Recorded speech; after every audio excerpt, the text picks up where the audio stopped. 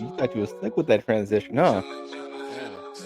Man, we're Chilling here. at the head of the table where the boss is sitting, stunning everything in sight, whether it's in the bloodline or Off the corporate. hip. Walk me out and Week laid a in big smile review. on handcuff our officers. Weekend Hold on, review. wait, Hold I on, think they wait. lost the script. We got some shooters. It's See what I did there, chat? off the hip. Weekend review. Weekend review. Let's get it. Chilling at the head of the table where This the little boss is special sitting, edition episode stunning for y'all on everything in this sight, lovely whether Sunday it's in the afternoon. bloodline or corporate. Walk me out and laid a big smile on handcuff our officers. Hold on, wait, I think they lost the script. We got some shooters. It's off the hip. We are here, Chilling man. at the head. How we Yes, we feeling are. today, Razor? How we feeling? Settled? Miedo. I see it. You feel me? Man. I mean, it's been a beautiful week. It's been one hell of a week in the wrestling world. All kinds of shit's been popping off like no one's business. Ooh, wait. And to those that may have missed us this week, it's well, again, we all got lives to do, but we here now. It's what's important, and we're gonna just dive right on into it. Yeah, it's been a crazy week to say the least. Like, I'm talking about this is the second episode on Netflix for Monday Night Raw, and this is about the third week that SmackDown has gone to 3 hours. And I find some interesting details on both shows. I guess we could Talk start off with to Monday. 'em. Yeah. Come on, baby. Rip the We band-aid off. Let it just let it go. we starting off with Monday Night Raw. Um, we opening with CM Punk declaring himself for the Royal Rumble. I feel like that was the obvious. We knew after that match with Seth, he was saying it. You know, age is nothing. It's just a number, and he's going to declare himself a number in the Royal Rumble. So I seen that. He threw another tidbit with that too. Yeah, go ahead. John, I Oh see yeah. you. Oh wait. We can't let that one slide. I think yeah, It was the he's definitely. rivalry of the generation 10 years ago, and it's very likely we will see it this calendar year one final time. So thoughts on that? You think CM Punk is trying to speak that into existence, or you definitely think that's something that's in the play? It's just a matter of when. Have you ever known this man to not manifest anything that comes out of his mouth? Respectfully. I could dig it. When he blurts the words out, he's trying to make it happen, Captain. I could see it, and it shows that much respect because people can say what they want about Cena, about Punk. That's like the ultimate head nod to everything they've But done. They but work together. love both of them or hate both of them, you cannot deny that when we got to watch them, whether at that famous Money in the Bank match in Chicago 2011 or throughout the sands of time, when those two got in the ring, it was special. I mean, yeah, let's talk about it for a second, right? CM Punk's whole run since he's come back, whether it's been AEW or WWE, has been working with the young fellas. Mm-hmm. We haven't really seen him work with somebody that's been in the game with him or From his maybe older era. from his era. Spinning the block one last time. And think about it. You got Cena, you have Randy, you Mm, potentially got the first time ever one on one with The Rock. mm. And again, this calendar year we're in for a treat. Yes, we have the John Cena retirement tour underway. We don't know what the fuck the Rock's got going on for Mania. Word has it that he may not be at Mania in general, but we're gonna Do be you here for it believe that? all. Do you believe that? I feel like he's gonna be there in terms of a match. I feel like they're testing the waters to see what they can do. If he is not on the cards, I will believe it at the end of night two when that main event is finished. Mm. Until then, like they say in that industry, never say never. And I think, look, the way that opening segment happened on Monday night, it's playing into this scenario. I don't know if it'll be at Mania, possibly setting up for the Chamber, but we seeing a mega, like a 6-man mega match. Like we talked, it could be the chamber, it could be as you talked about the Armageddon Hell in the Cell, but we are on the collision course for one final mega fight similar to that infamous end of an era Hell in a Cell we got some time ago. So they're cooking up something big. I don't know what it is, but when that happens, we will know. What's your thoughts on Seth Rollins, coming out, his music hits, he does his thing, he got the crowd singing his song, and he's basically there to tell CM Punk, yeah, I lost, but I'm here to now ruin your dreams of going on to the main event. That was the worst loss in my career. Talk about it. Now we all had speculation that this was going to be more than just a one and done. Mm-hmm. And I think we were all okay with that because we all felt like, much like the Drew and Punk stuff once upon a time, that this needed to be more than just a one and done. This has to be more than a one and done. So for the route that they're taking with this, it seems it's almost appropriate because it's like this is what this should have been this time last year. So now that we're seeing it now, it's like, all right, this is worth the wait. Yes, shit happened between both of them along the way. It happens. It's business. This ain't ballet, as they said. But I'm looking forward to seeing what type of bullshit we get in a couple weeks. Now, mind you, let's real quick pause. The Rumble's in a couple weeks. It sure is. I mean, like, Main what we event, only two and a half, 2 weeks, 2 weeks, 2 weeks. two Yeah, Sundays. cause Yeah, next week is Saturday night main event. yes, sir. And then the following Saturday is the Rumble. As I'm looking at my calendar right now. Oh man. The next couple of weeks is gonna be lit, to Yeah, say the so least. next week Saturday's main event. 2 weeks after this week is the Rumble, and then a month after the Rumble is the Chamber. Man, I don't think I'm ready, but I don't think I'm ready to like. We're not ready because this is all gonna come very very fast. No Diddy. Yes, yes, for real though. This is gonna get crazy really Now quickly. I know last month in around Sarasa we all I joked and said buckle up, it's gonna be a wild ride, but now we on that ride. It's like, hold on, wait a minute. Can I stop at the liquor store get some water first or something like that? Man, like again, then at that you got Drew McIntyre coming out. I mean, listen, I wasn't too thrilled to see him anywhere near CM Punk, but I get it. But then it was magnificent how he just did the pivot and like, actually, I'm talking to you, Seth. So so we're going down there right now. Yeah, Okay, so let's go. I'm gonna ask you this, mano a mano. Well, I want your honest opinion on CM Punk's body language from the moment he heard Seth's music after he said "Play my song." Mm, Because I don't know if you noticed, he looked right at Pat McMahon and said, "Why couldn't it be Rhea Ripley that interrupted me? Why gotta be him?" mm. So that is something I did notice. I'm glad you brought it up because I didn't want to nitpick too much, but I felt like he was being a lot of animated, right? Prior to when they didn't get the Netflix that they saw on USA, Seth's music would have hit. He would have no sold it, just been standing in the corner. But right when we heard the burn it down on that, you could read his lips as he's turned away, and you could read the thing saying, "What the fuck?" Oh yeah, he's just like He up in was hot. arms. Yeah, he's up in arms. He's just like livid. He's losing it, and I get it though. Like just is in character. Like why I gotta hear this guy's song? I thought I was over this. I thought it was beautiful. And then like we said, then get to the Drew McIntyre stuff. I And wasn't too he's just thrilled. like, "Come on." Yeah, like oh man, this guy too. And then now we getting some tension between Seth and Drew.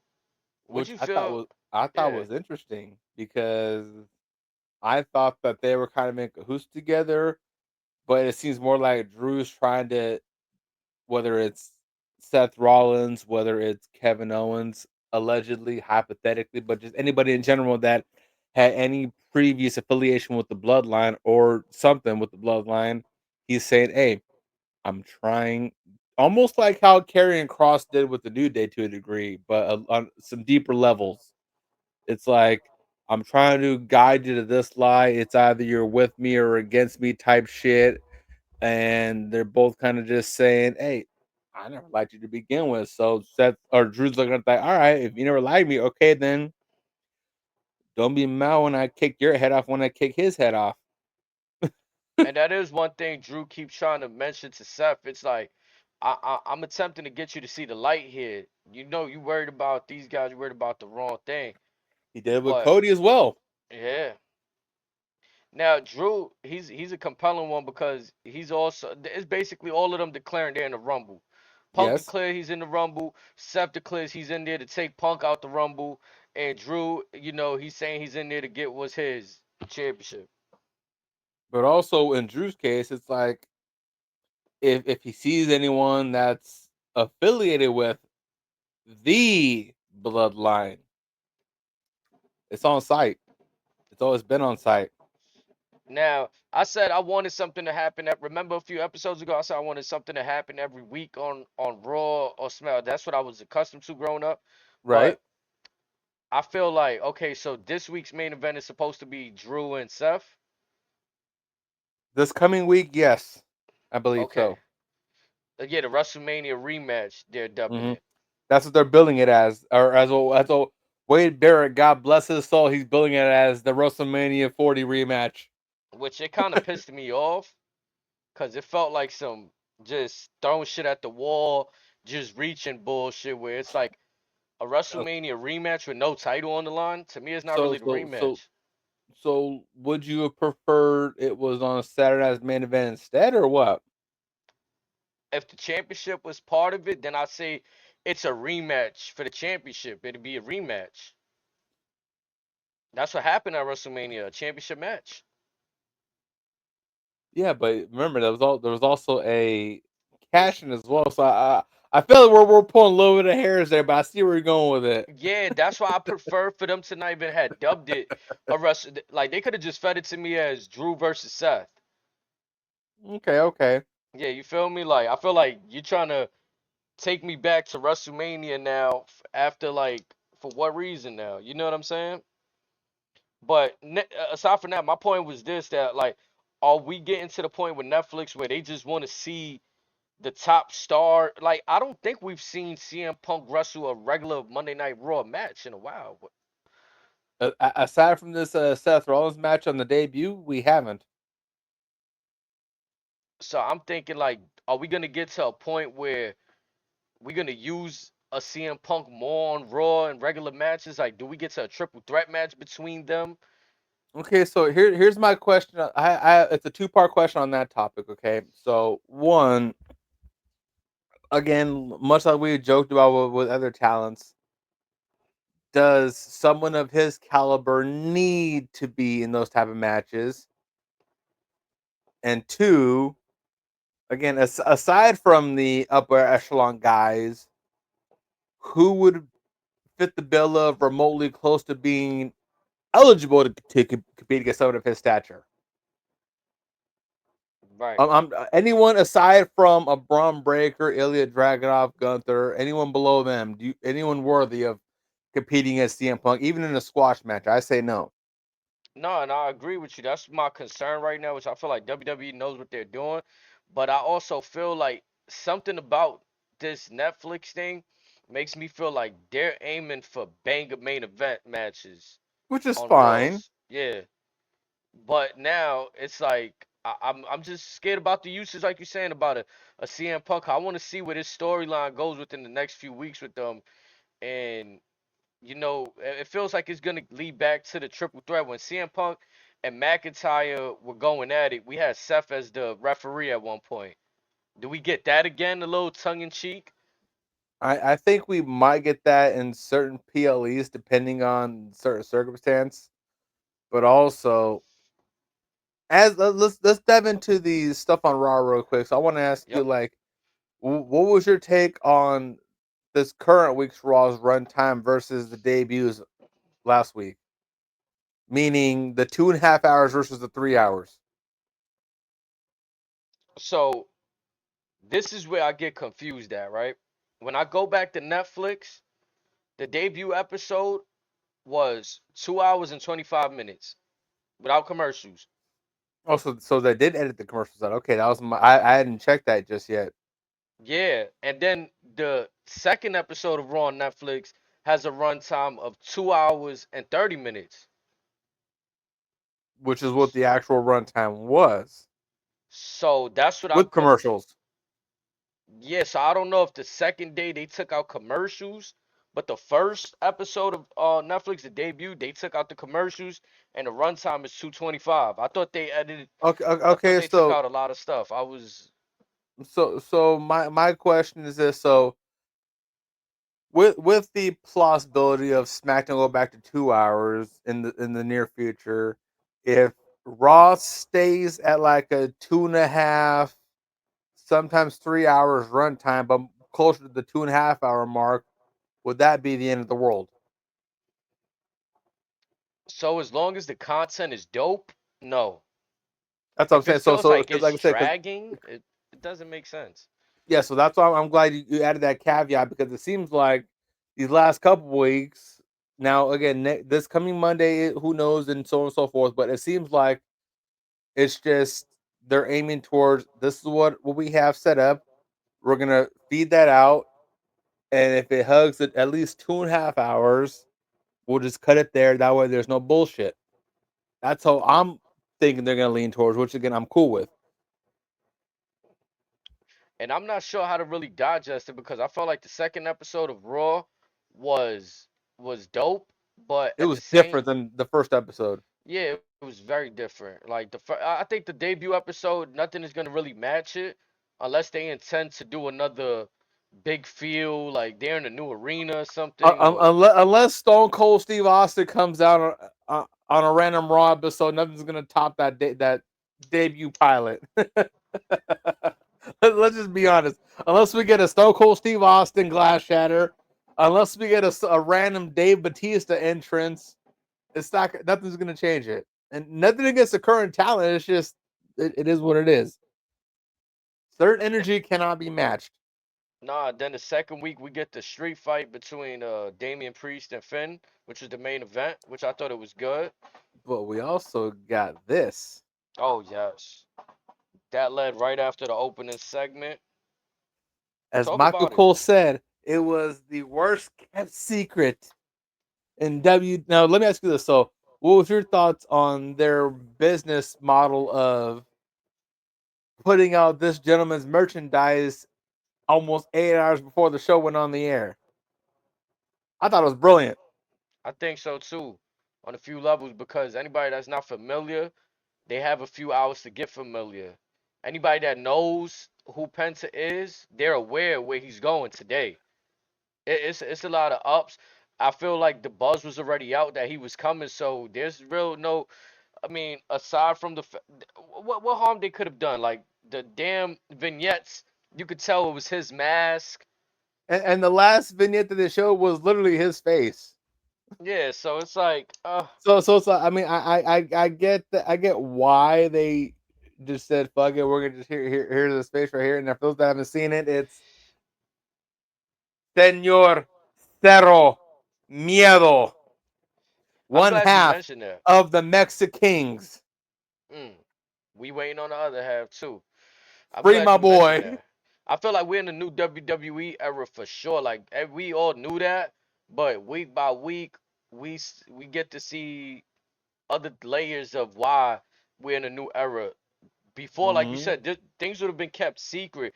We're in the wrestling era where does it matter if things? I mean, like unless it's a huge moment, Right he's now, it's at it's especially with how fast social media moves, and we if someone's frustrated again at this point, again, who cares? Folks get frustrated with their regular 9 to 5s. If you choose to jump ship from one spot to another, it is what it is.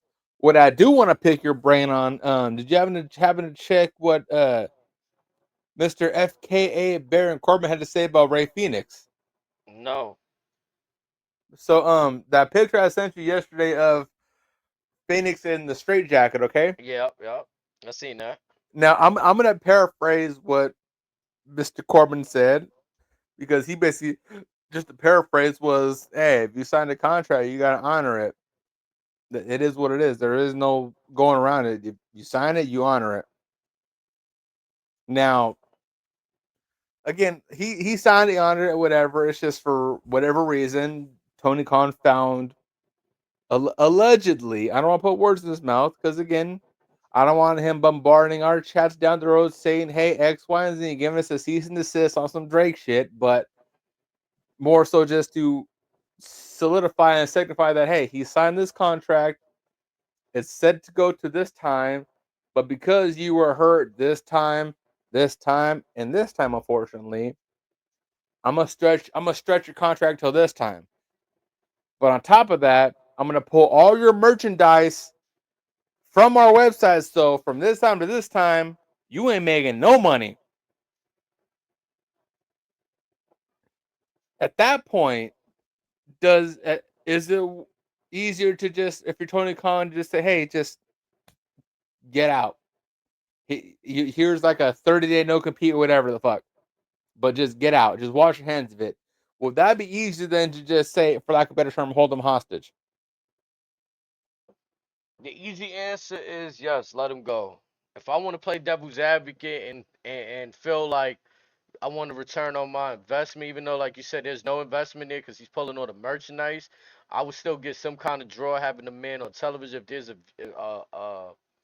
fandom, a viewership for him. You know what I'm saying? People want to see him out there, that they're all going to tune in just to see the controversy of what he may do. Kind of like the blur the lines with MJF kind of situation. Now, on top of that, allegedly, Malachi Black is on the same is in the same boat as Ray Phoenix. We've all known for years. Miro's on the same boat. There's a few guys that are on that same boat to where they want to contribute, but they have their ideas. Just told no. We hear nothing from them for months, and then out the blue, out of nowhere, on Tony Khan's side, we hear that these individuals are being difficult to work with. Like, well, how? They're just saying, "Hey, I have this idea." Now, the Miro case may be a little bit different than the others, but overall, I think it's all kind of one and the same. It's like if they're pitching you an idea, you're pitching something different. Well, what are you pitching per se that's making them feel some type of way? And then me personally, as an outside, just looking in, watching the product, I feel like, okay, you got a bunch of these young talent coming from across the world, and the only thing that I feel is highlighted, maybe like the D Riders. You see, or back when he was around, you see Daniel, you called it right, Don't the, sugarcoat it now. the Just D. let it out. Just again, the bandit has been ripped off half an hour ago. Just let it out. Yeah, you got when AEW was first accepted, I seen Le Champion out there. I seen Chris Jericho. I seen Moxley. I seen Cesaro with the ROH championship. I seen Daniel Bryan. I seen Swerve come over, straight off getting released from SmackDown. Like my point is this: all the talent that they had that wasn't maybe home cropped, homegrown, but they had hands on them first. You could have elevated them guys and girls, but you chose to put over people that came from the other company. Which now I enjoyed it, but it didn't do much for your talent going forward when they want to jump ship now. So again, what did all that do for MJF? What did all that do for Wardlow? What did Oh, all that do for Powerhouse Hobbs? What did all that do for a Darby Allen? What did all that do for a Chris Statlander? What did all that do for a Willow Nightingale? I can go on and on till the cows come home. man, for real. I mean, like, it just doesn't make any sense. And it's funny because again, you look at a couple years ago to where, or even 3 years ago to where they preached about how they had all this homegrown talent. Fast forward now, I'm willing to wager at almost 60% of that talent at one point in time had time in WWE. Hmm. Because look at this upcoming main event for Grand Slam between Mog. You hear about that main event? Nope. So for Grand Slam, mind you, traditionally used to be the Arthur Ashe show. Okay, The New York They show. they try to do it in Australia as a pay-per-view, charge pay-per-view money for it. It wasn't pushing shit. So they moved it to a smaller venue that housed about a third of what the place held, maybe smaller than that. They were still charging pay-per-view money, still wasn't doing moving nothing for that. Now it's going to be a special edition episode of Collision. But Which here's the kicker right here.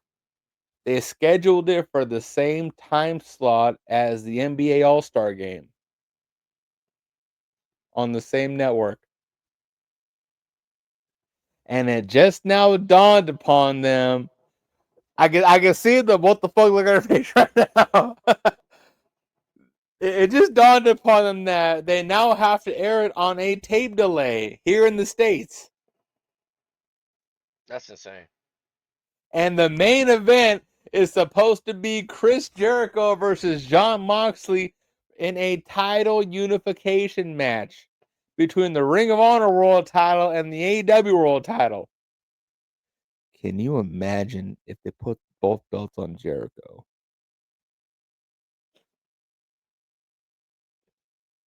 Don't hold your laughter and just let it out. At this point, it's not even funny. And that's the sad part about it. It's I seen what happened with Jericho and Dex. That I listen. Oh, Maybe you they saw the had an recent off. stuff.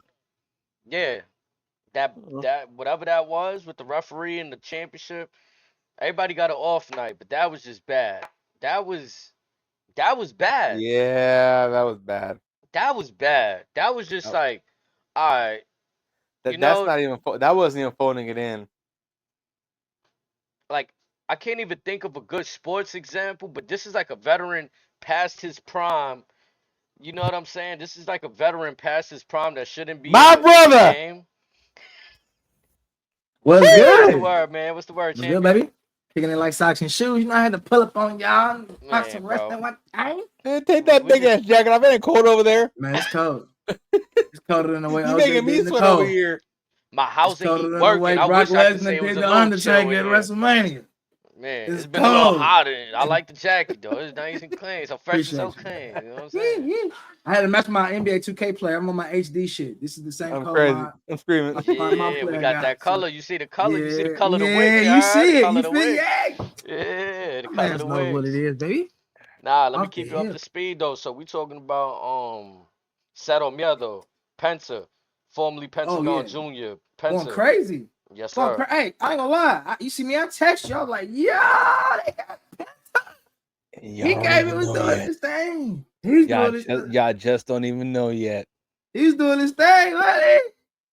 He was doing his Yeah, thing. we doing the weekend review because that day I was watching and then I got a little tired towards the end. You know what I'm saying? The old man Yeah. kicking in me right there. You feel me?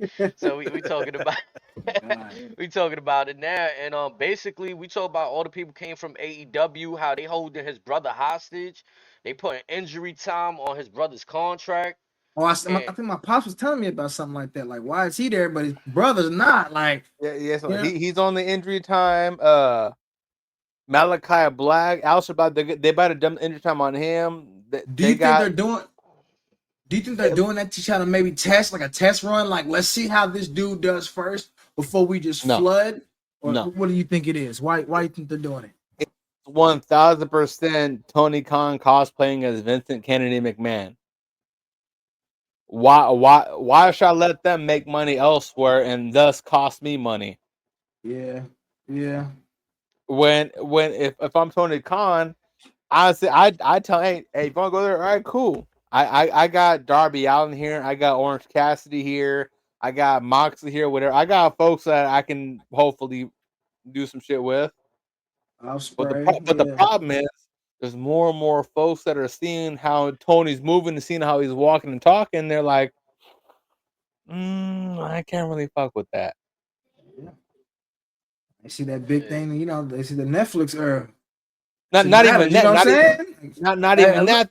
Not even that. They look at their back and they see Tony. And when they see Tony, they just see just a little snake moving in the grass after they cut the grass. Facts. Facts. And he had a phenomenal. Penta had a phenomenal debut. Like they could have not put him in the ring with a better person than Chad Gable. That was like the perfect opponent because Gable know how to wrestle many styles. You I know what I'm saying? honestly, I did not think that Gable knew the lucha style that well. I was Me surprised by either. He that. pulled. He showed out. Yeah, he was Because doing his not only thing. that, not only that, and I'm glad Bubba Ray talked on this on Busted Open. They were doing the actual lucha style too. So usually over here they work from the right arm, and lucha they work from the left arm, Mm. and they were doing that. That's that they were doing the actual lucha style. That's fire. I even So, peep that. That's mhm. fire. Yeah. So they was so Gable was getting down. Gable was making this motherfucker a star, and Chad then again Gable. that beautiful promo afterwards in English Yeah, and in Spanish. yeah, he did his thing. You Family got was all his crying, front family row. and kids in the front row. Yeah, hell yeah. That was a His beautiful eldest thing. daughter is currently training in Mexico to be a wrestler right now. That's fire. No, So that was expect to see beautiful, her in man. about 8 9 years. Yeah, he had his family. That was his family. You know what I'm saying? Front row, the little girl Yeah. crying. That was dope. You know what I'm saying? That promo he cut after. And let me just say something too about that. Like the dirt sheets out there, I don't know how accurate they are, if they not accurate, but I can't imagine how on Netflix you gonna tell me that because of his promo, his match, that that threw everything off. Like I could see in a world where it kind of matters, There were but it's subtitles. like, What you mean? huh? There were subtitles. What you mean? You didn't see the reports that people the dirt sheets were saying Oh, how backstage allegedly people, he went too long or whatever. yeah, and it didn't That make that people got happy. Like debunked about 3 days ago. yeah, like get that stuff out of here. Like, Yeah, that's you know trash. that yeah, that Yeah, because all that everyone in stuff. WWE base said, "Hey, he's emotional. He's allowed to be emotional. Triple His H took the family's damn here. picture with Let him him right say when he his walked shit." through Gorilla. Yeah, right when he Yeah. walked through Gorilla, Triple H took that damn picture with him, man. You Hmm. know that picture that they always take, you know what I'm saying? So I was just like, man, dirt sheets just need. I understand you need your engagements, you need your clicks, your farming, you know what I mean? But that I don't think you should shed that type of light on that type of debut. That debut was Yeah. beautiful from bell to bell, the start of the entrance down to the end of the promo. A1. And H, like you and I have talked for the last year, so you can't fake genuine emotion. If someone is feeling honest to God overwhelmed with shit, just let them do their shit. There's nothing wrong with that. Yeah.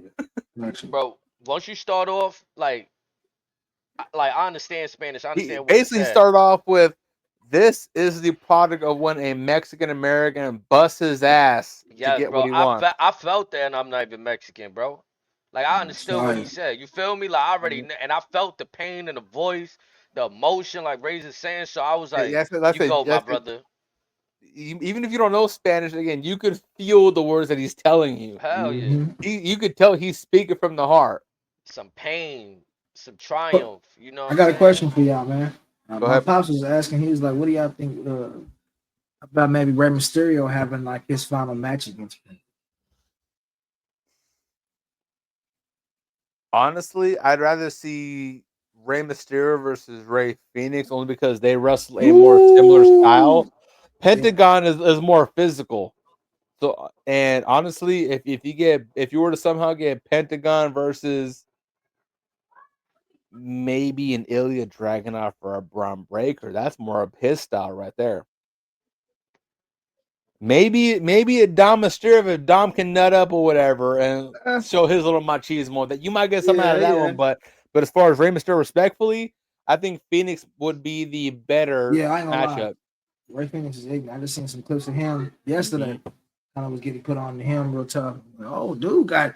Oh, I like I like wrestlers who come up with their own move set and they're not stealing. HD. I've talked to you about that. Like I'm pretty sure I've said it to you before, Ray. Get your own moves, bum. Like, you know what I'm saying? You couldn't do that when we was coming. Like, listen to me. When you was playing even the game as a kid, and you stole somebody's wrestler, you had to have like 4 finishes saved up before you could steal somebody's finisher. You know what I mean? Like, now who Hmm. are these people just doing the rock bottom, the Shawn Michaels super kick, and the Stone Cold Stunner? Like, it's just mediocre. Like, these moves are just, you know what I'm saying? Not as powerful as they used to be. You know what I'm saying? They kind of bumped them down. So I give respect to the wrestlers who are pushing the I'm envelope kind of and making glad you new mentioned. moves. I'm kind of glad you mentioned that last match thing. Like do certain wrestlers need to have that last match that's like, the very optimum match? Like, example, Sting's last match was a tag team match. Wasn't even a Yeah, one-on-one match. I it don't wasn't speak of one that on one. match. Okay, But I so that mean, don't that don't really count for you, really. Like yeah, you ain't counting that because he that didn't go that out on run some don't count for solo. you. I'm not counting it because of the bullshit we got from Darby in that same match. What, going through the glass? Oh That yeah, Yes. was that was I that was glad that was crazy. I remember that. that day got me snapped. I ain't gonna lie, I couldn't upload for a minute, you heard? Oh no, I think me was covering the Drake Kendrick shit during that time. Bro, crazy. No, but anyways, but as far as the last match stuff, I think I, it would depend on the style of match, yeah, but also again, you can't just a certain I person mean, can have a match against anybody for certain John reasons. Cena's getting a whole fucking farewell tour. You know what I'm saying? His whole match lasting this whole year. So I mean, do I think that you need it? A little bit, a little bit. You know what I'm saying? Like that last, like, hey, this is my last one. If y'all want to see me, it's my last time. I'm going like as hard as I'm gonna go. You may see me in But other capacities. at that point, you're encouraging the quality versus the quantity. Maybe not. Because it's one of those. Yeah, I'm doing a tour or whatever, but also in the fine print, I ain't doing it against just anybody. You got to come worthy of challenge to Well, yeah, come for the crown. yeah, but I mean that's how it should be though. If you put in your time and your hours and the blood and the sweat and you carry the business on your back for so many years, on your way out, you shouldn't be able to wrestle just the bums coming up or the people, not bums, but the dudes who ain't put in no Well, work. It's again, like, if you go to every other company and talk about Sting's last match, he was taking on all the bums and the bums' baby mamas and they mamas. but time out. Like But look like who, like bro, Stone Cold's last match would now be Kevin Owens. Yeah, yeah, That's tough. yeah, I don't like he could have just left it at the Stone Cold versus The Rock at WrestleMania 17. He could have left it there. yeah. But I guess for them, it's but like you then had to come back again, and show like, that the old school still got some of the new school. You know how they try to do, but also before this tag match, the past Mania, Rocket said his last Mania match would have been against Eric Rowan. For real. Now it's this tag team match. For real, that 8-second match. I know what you talking about. Y'all challenge that. They came to get rock bottom. 8 Yeah. seconds. So streets. We talked about it earlier. So let me ask you this. So there's rumors that The Rock may not have anything to do with Mania. Do you call bullshit on that or not? No, I do not. I call smart move. I call smart move because you don't want to flood WrestleMania with The Rock every single year. It almost be fake and corny, in my opinion. He was there last year. He did this big one with Cody and Roman, and you mentioned where Cody had his run, right? Now I feel like you sit back, and if you're the final boss, if you get beat, then what do you do next year? We on Well, WrestleMania what, 49? this year will be 41, 41. Okay. Thing is, 420. Okay, the, 39. the the Rock ain't even the Rock ain't take a L in that last match. He helped Roman No, win the yeah, tag team Yeah. match. he pinned That's, Cody. He yeah. pinned the current world champion. But Yes. now, if So you look at this year, you could have Cody Rock 1-on-1. You could have Rock versus Cena one last time. You could have you Rock could. versus Punk one time. We could finally have Rock versus Roman. Hell, you could maybe have Rock versus Seth. Rock versus Roman will be tight, but I feel like they still gotta maybe put some building in on it. It would be almost too fast. It would almost be like as soon as uh Jacob Fatu and your boy, you know what I'm saying, stuck down, here comes the Rock. Like, you know what I'm saying? Like y'all could have been together type of thing. Like you gotta let it kind of simmer down and kind of be like, nah, I'm not on your level. I'm the final boss. Like all y'all playing, you know what I'm saying, against each other. I'm the final boss. What's popping? But say at Mania this year, say if the last minute plans were Cena versus Rock one last time, or even Randy or versus Rock or Punk versus Rock, that won't be a feasible thing. No, I think it would be dope. Again, I think those people put in time. I feel like those people kind of, and it's And another thing too. I'm just thinking more on like they're all on that OG status. They Yeah. got many left, and this Now would be the imagine time to this. capitalize on those while they're at their best, Imagine especially with that Punk. Because you're a John we Cena. mind you, Punk and Rock had never had a one-on-one match. Yeah. I mean, but imagine this though. Imagine you, John Cena, you going on You this said last who? little You tour. said You who said and who Punk and Rock. Punk and Rock had never had a 1v1. at Rumble? Not A 1v1. At Rumble when he lost the championship, Punk to The Rock. Was it a one-on-one? Yeah, remember when Rock beat him for the belt and then he went on to face Cena at Mania for the once in a lifetime again? That's when CM Punk walked in as champion. I think he had the longest reign at that time when he was on Yeah, yeah. his. Punk did have a lengthy reign. I remember that part. And if I'm not mistaken, I think he lost to The Rock in the 1v1 at the Rumble. Possibly. No, what I was gonna say was, But that even adds more fuel as to why they got more unfinished business. You unfinished know what I'm business. saying? My thing was, as far as Cena is concerned, if he is wrestling some of these new people, who's to say that one of them, might mess up a move and hurt him, I and the whole stand tour's corrected, done. folks. I apologize. HD was on it, baby. He's on it today. I had to tell him who he this said. pay Fuck per it, view, Rock. Come nigga, on. this year. Nah, I'm not gonna Mania lie. season. I'm locked the CM fuck Punk, in. bro. It's locked in. CM Punk was my guy. He still is my guy. That pissed me off right there. I'm not gonna lie. Cause he was supposed to, in my opinion, he was supposed to walk into that WrestleMania and whoever it is, Cena, whatever. But because The Rock came back and they was gonna do the spin the block on him and Cena again, they let him be. Take the belt, Yeah. In the words of Celine That's Dion, and it's that's all kind of coming back to me politics. now. In the word, that's politics in that world. You know what I'm saying? Which And is The probably Rock trash. Like, actually, what I'm saying? The Rock changed the belt too when he won it. He gave us a version of what we see now. Oh, that's when we got that new belt. I forgot. That's right. I forgot about that.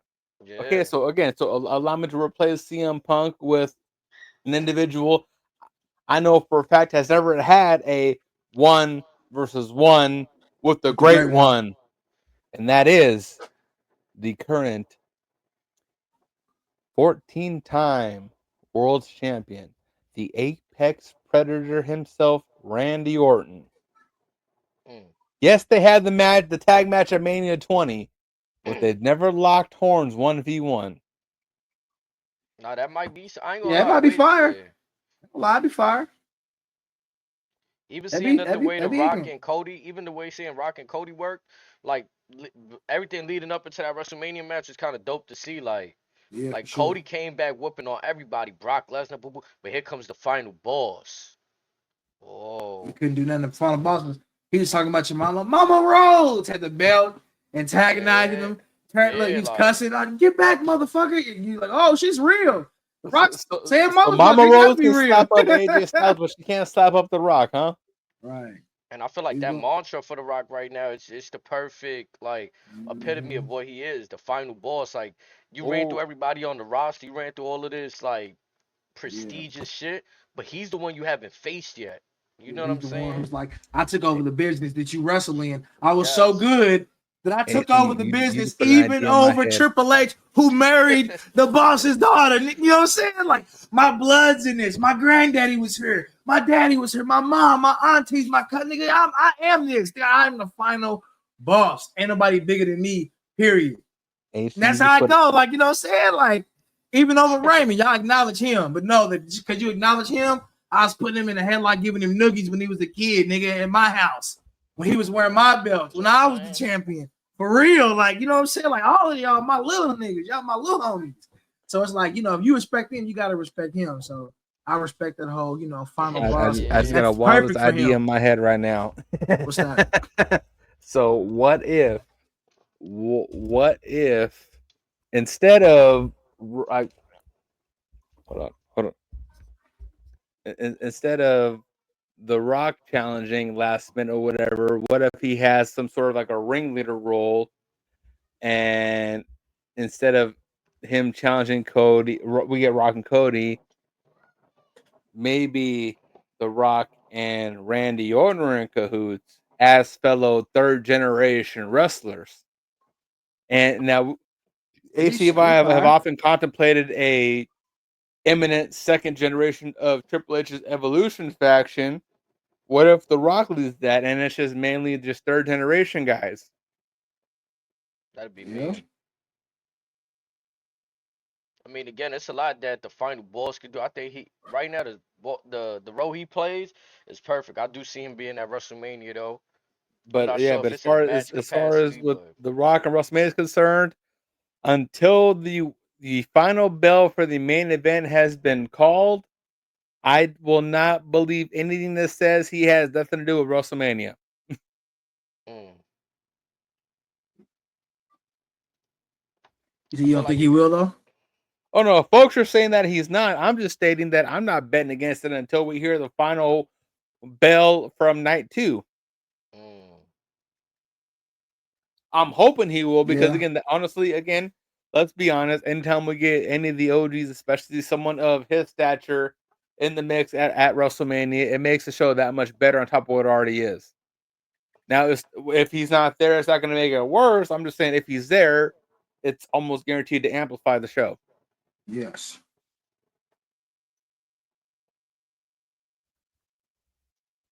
but yeah, how'd you feel about the next segment after Pence's debut? Because that's what we just leaving off at right there.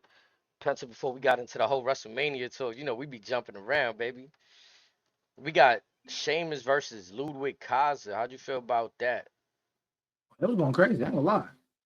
That was I going. thought it was better than what I gave it credit for. I seen Mm-hmm. the line. I'm like, oh man, we doing this again. They actually got into the matchup. Man, Sheamus is just a big dude. I'm not gonna lie. Yeah, that is a And brute. and Lou, he ain't gonna bow down. Factually. But I Yep, think it was nice. what I'm more curious to see is what we're gonna see from Ludwig when Ilya comes back, because I think that's the matchup that folks are already sleeping on right now, because that's one that's going to be the actual testament of where the IC picture goes moving forward. As far as out of those two cats right there, which out of them two is going to be the factor of which one's going to dethrone Braun Breaker, in my opinion. Yeah. Mm.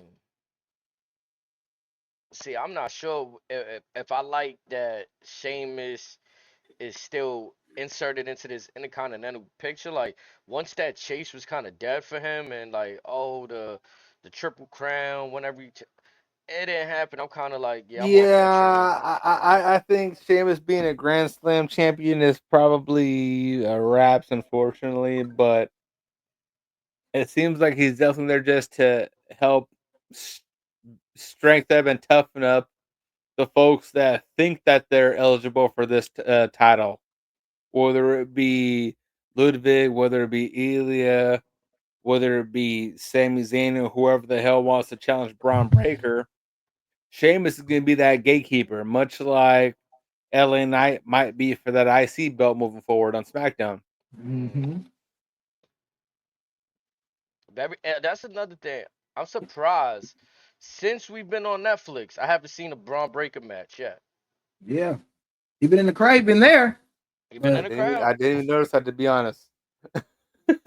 There's been so much going on Raw, I didn't even notice that. 2 weeks. And I know I only But mention but it. but it, but again, like respect, who are you gonna feed him against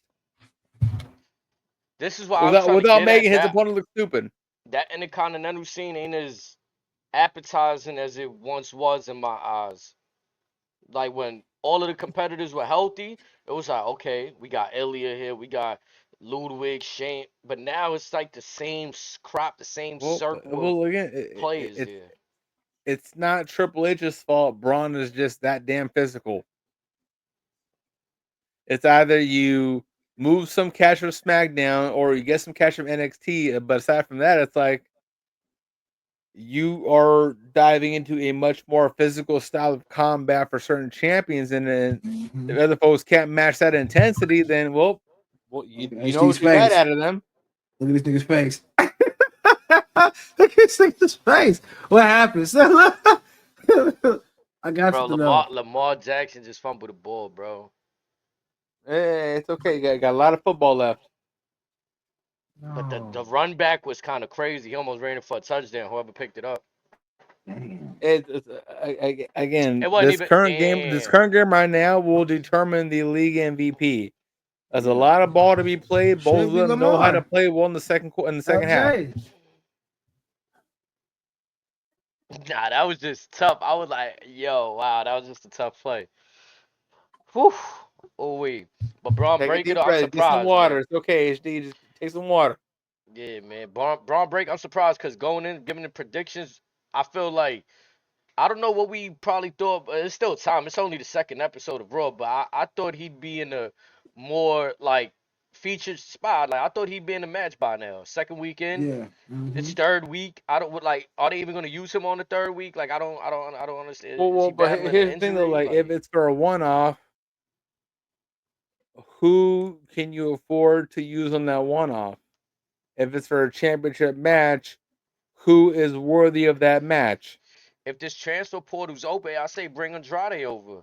I haven't been seeing him do nothing on Ooh, yeah, SmackDown, Andrade.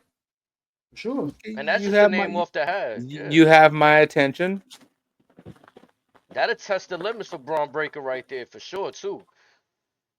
I'm not saying that these other guys aren't. Sheamus definitely tested him. He's had battles with Ludwig, but this is something different right here too. But like I said with Andrade, with respects to him, it's like our how do I word this respectfully? He goes where Charlotte goes.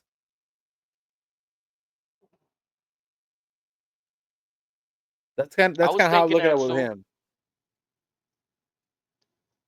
Okay, so let's say we remove him. What about Monday Night Mellow? Mello would be interesting because they have the history together. Um,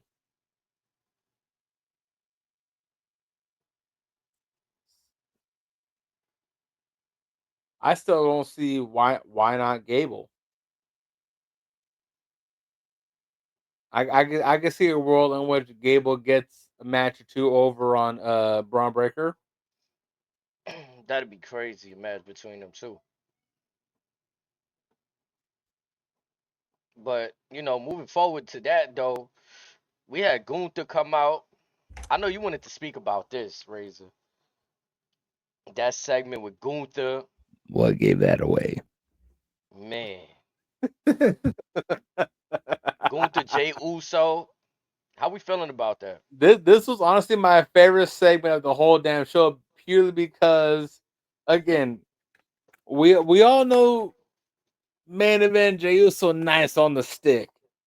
Gunther can be nice on the stick within reason. This is one of those back and forth to where it showed why Gunther should be looked at as far as the upper echelon of guys that are nice on the stick. Because him and Jay was going back and forth from Jake saying that he wants next to Gunther saying, you just a tag team guy. Man. And Jay just claps back with everyone said I'm just a Yeah. tag team guy. Hey. Everyone said I'm just a boom boom boom. Well, guess what? You gonna be sitting there when I whoop your ass or what? Yeah, right. Yeah. I think that, he's time. I think it's been time, they ain't really doing a tag team thing. Move him up. Give him the belt. Give him what the people want. You see when he come out, his interest explodes with the whole crowd. Everybody into it. He's pushing the brand right now. He's kind of baby rock carrying the business a little bit, like with the youth thing. Like, give them what they want. The Give minute them you the start shot. seeing, You feel me? Give them the shot, dog. You know what I'm saying? It's time. He didn't look greatest tag team of all time. What they say, right? Give him his shot. He didn't already prove it. Where else he gonna go? But the top. and again, with all due respect, as God is my witness, aside from the Dudleys, I got the Usos as the top of the tag division.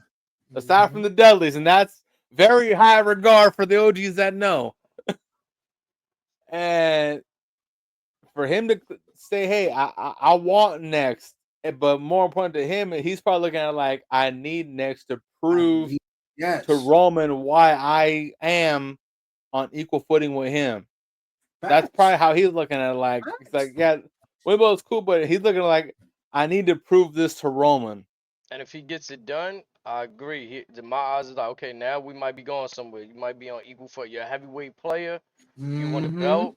Now you in the conversation for And sure. Now it's not WWE, just yeah, if they want to sell a little more gossip. belts, yeah, if they want to sell more belts, they'll put that damn belt on Jay because he's gonna But make those sales go even in crazy. losing effort, if say Gunther slaps that sleeper on him and he doesn't tap out and the ref just rings the bell, I think that still puts him on very close to level footing with Roman moving forward. Should they run it back? Mm. Because it seems like that might be the move, maybe at Mania. Roman versus Jay. Because say Roman wins the belt before, or whatever the case may be. I honestly see a world in which we see main event Jey Uso versus our OTC Roman Reigns, maybe as early as a WrestleMania. It was still And kind that's of a match early. that I don't think a lot of folks are talking about right now. I think it's still early. I think you got to put the belt on him and give him some weight to him. Give him some If time with it, so you can have if Roman wins the belt at the Chamber in March, I'm willing to wager that might be the matchup. If that, so let me backtrack. So if folks don't want Roman Cody 3 right now, I think Roman J at Mania might be the next best thing. See that? But I mean, like I said, I think that maybe you just gotta season them up a little bit. They definitely didn't want Steve's name. That's I because don't you know. know I how think, like Roman I was said, if you dominating want, everybody.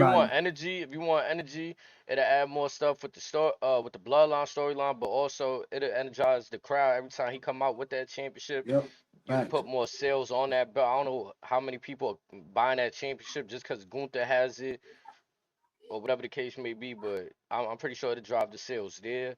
Gunther Yeah. though, if he wins, I'm not mad at it because he shouldn't really be losing to Jay unless it's really convincing too. Like, you know what I mean? Like, if Yeah. he, you But know what I mean? I think win, lose or draw, Jey Uso only benefits from this,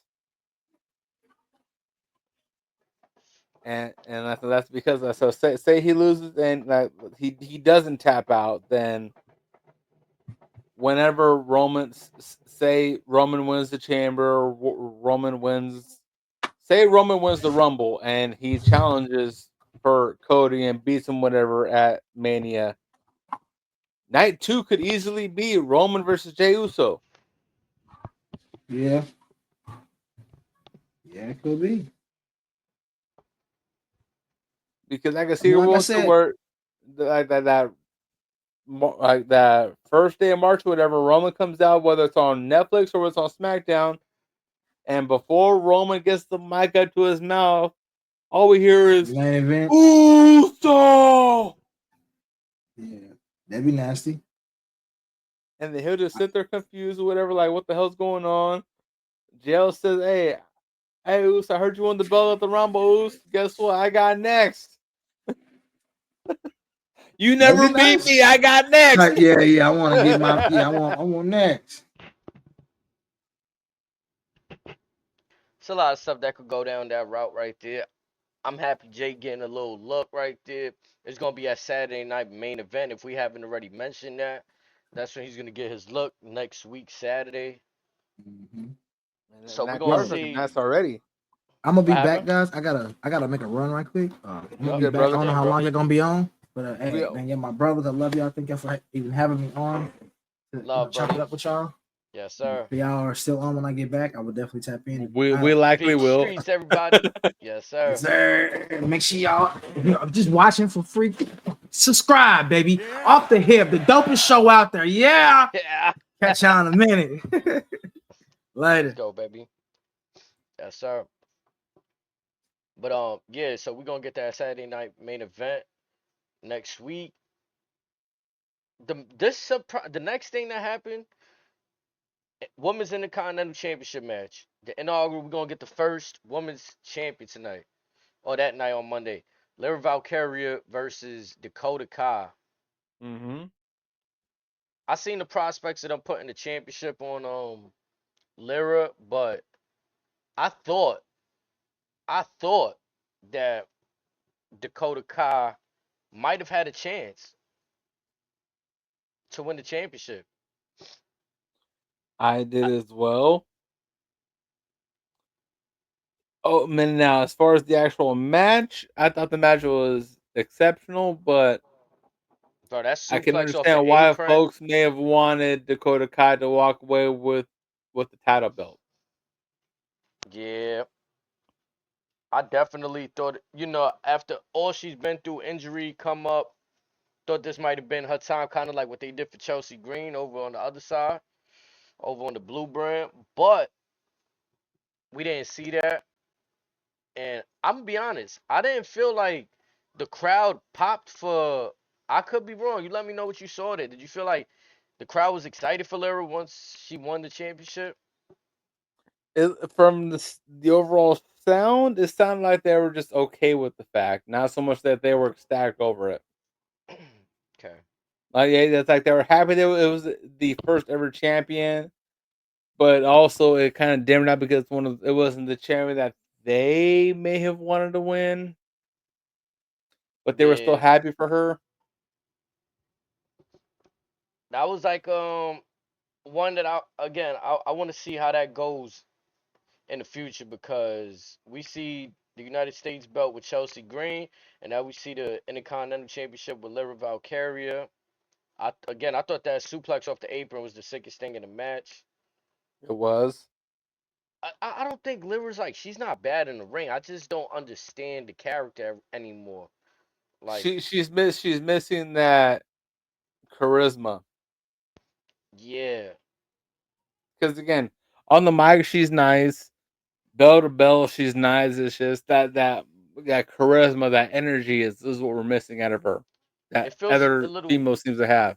It feel not saying that they're making her do it, but it feels a little Vince S era where she's going out smiling, being a baby face kind of thing, and nothing more. Like, Yeah, she does come off as very cookie cutter.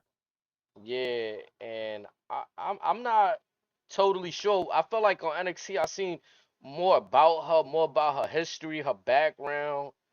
Her time on the main roster is kind of like they give you glimpses of it, and I can't help but sometimes Michael Cole be making things sound funny when he's trying to get a backdrop of why she's wearing the wings and this and that. You know what I'm saying? So I feel like they need Or to maybe that's where Mac kind of falls short as well too, to where yeah both of them they're not doing the justice of exemplifying why she should be looked at in this certain light.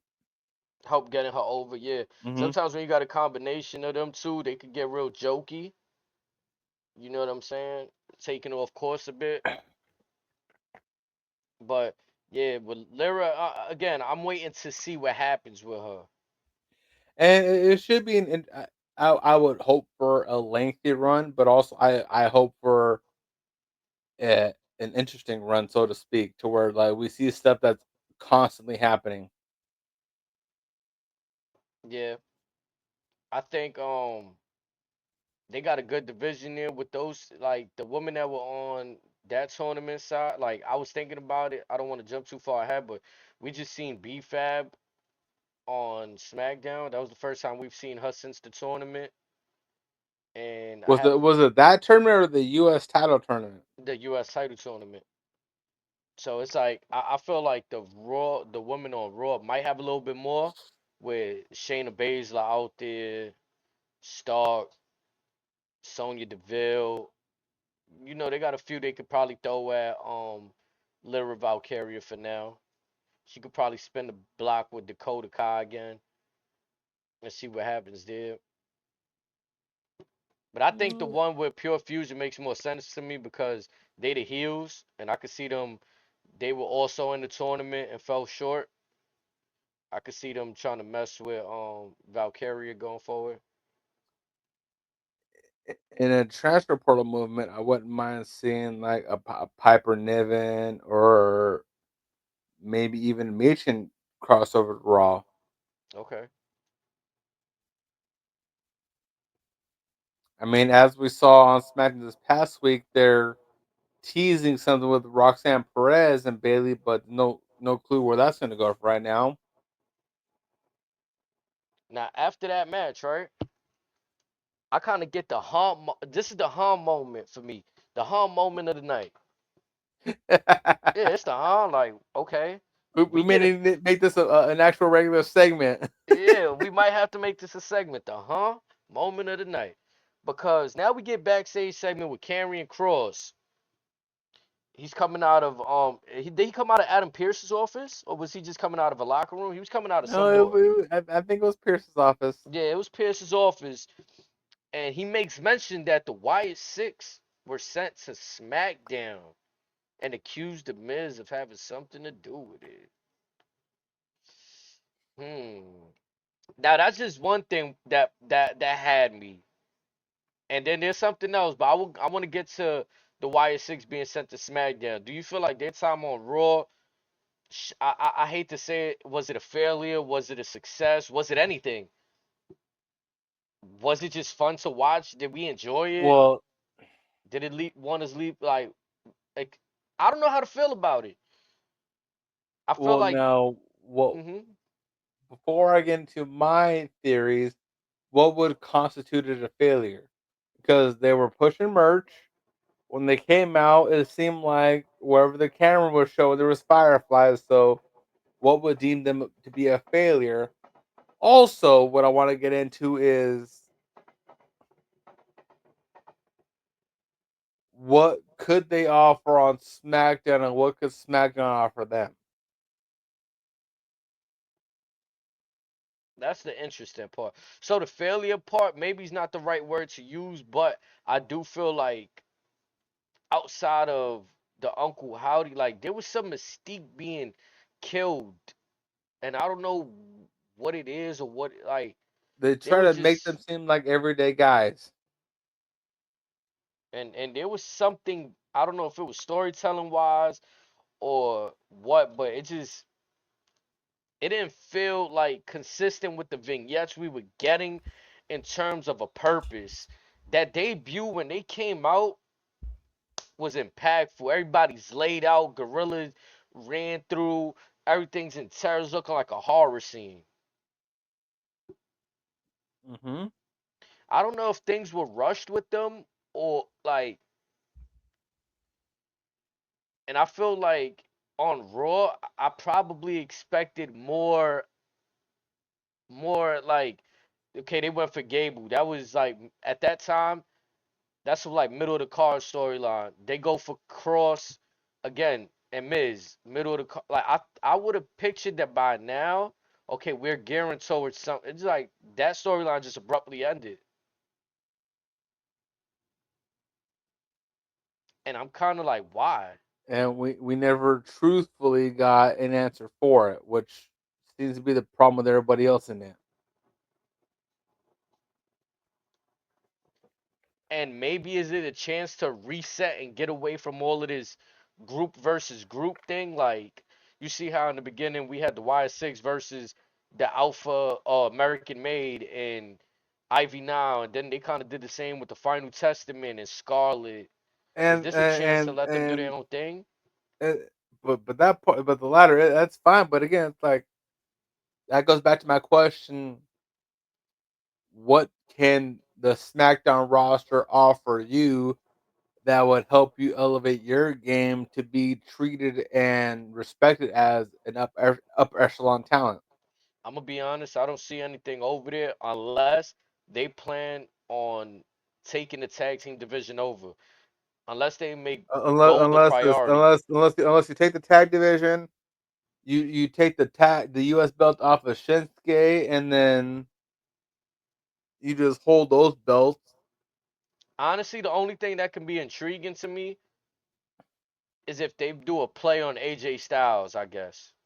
Because AJ kind of been wishy washy with his OC members. Like, Meechin is kind of part of the OC. She is, Yeah, right? Not kinda, she is. We just haven't seen them all interact in a while. So, I mean, if they do a play on AJ Styles, I might be interested. but two things. One, like part one, say that works. Then how do you follow up with it?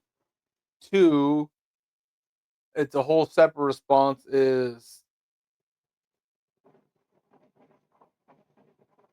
again. So what would what would the plot be to reintroduce the Good Brothers or what? And then that's what's cooking in my head now. What would be the intentions of the YS6 this go around?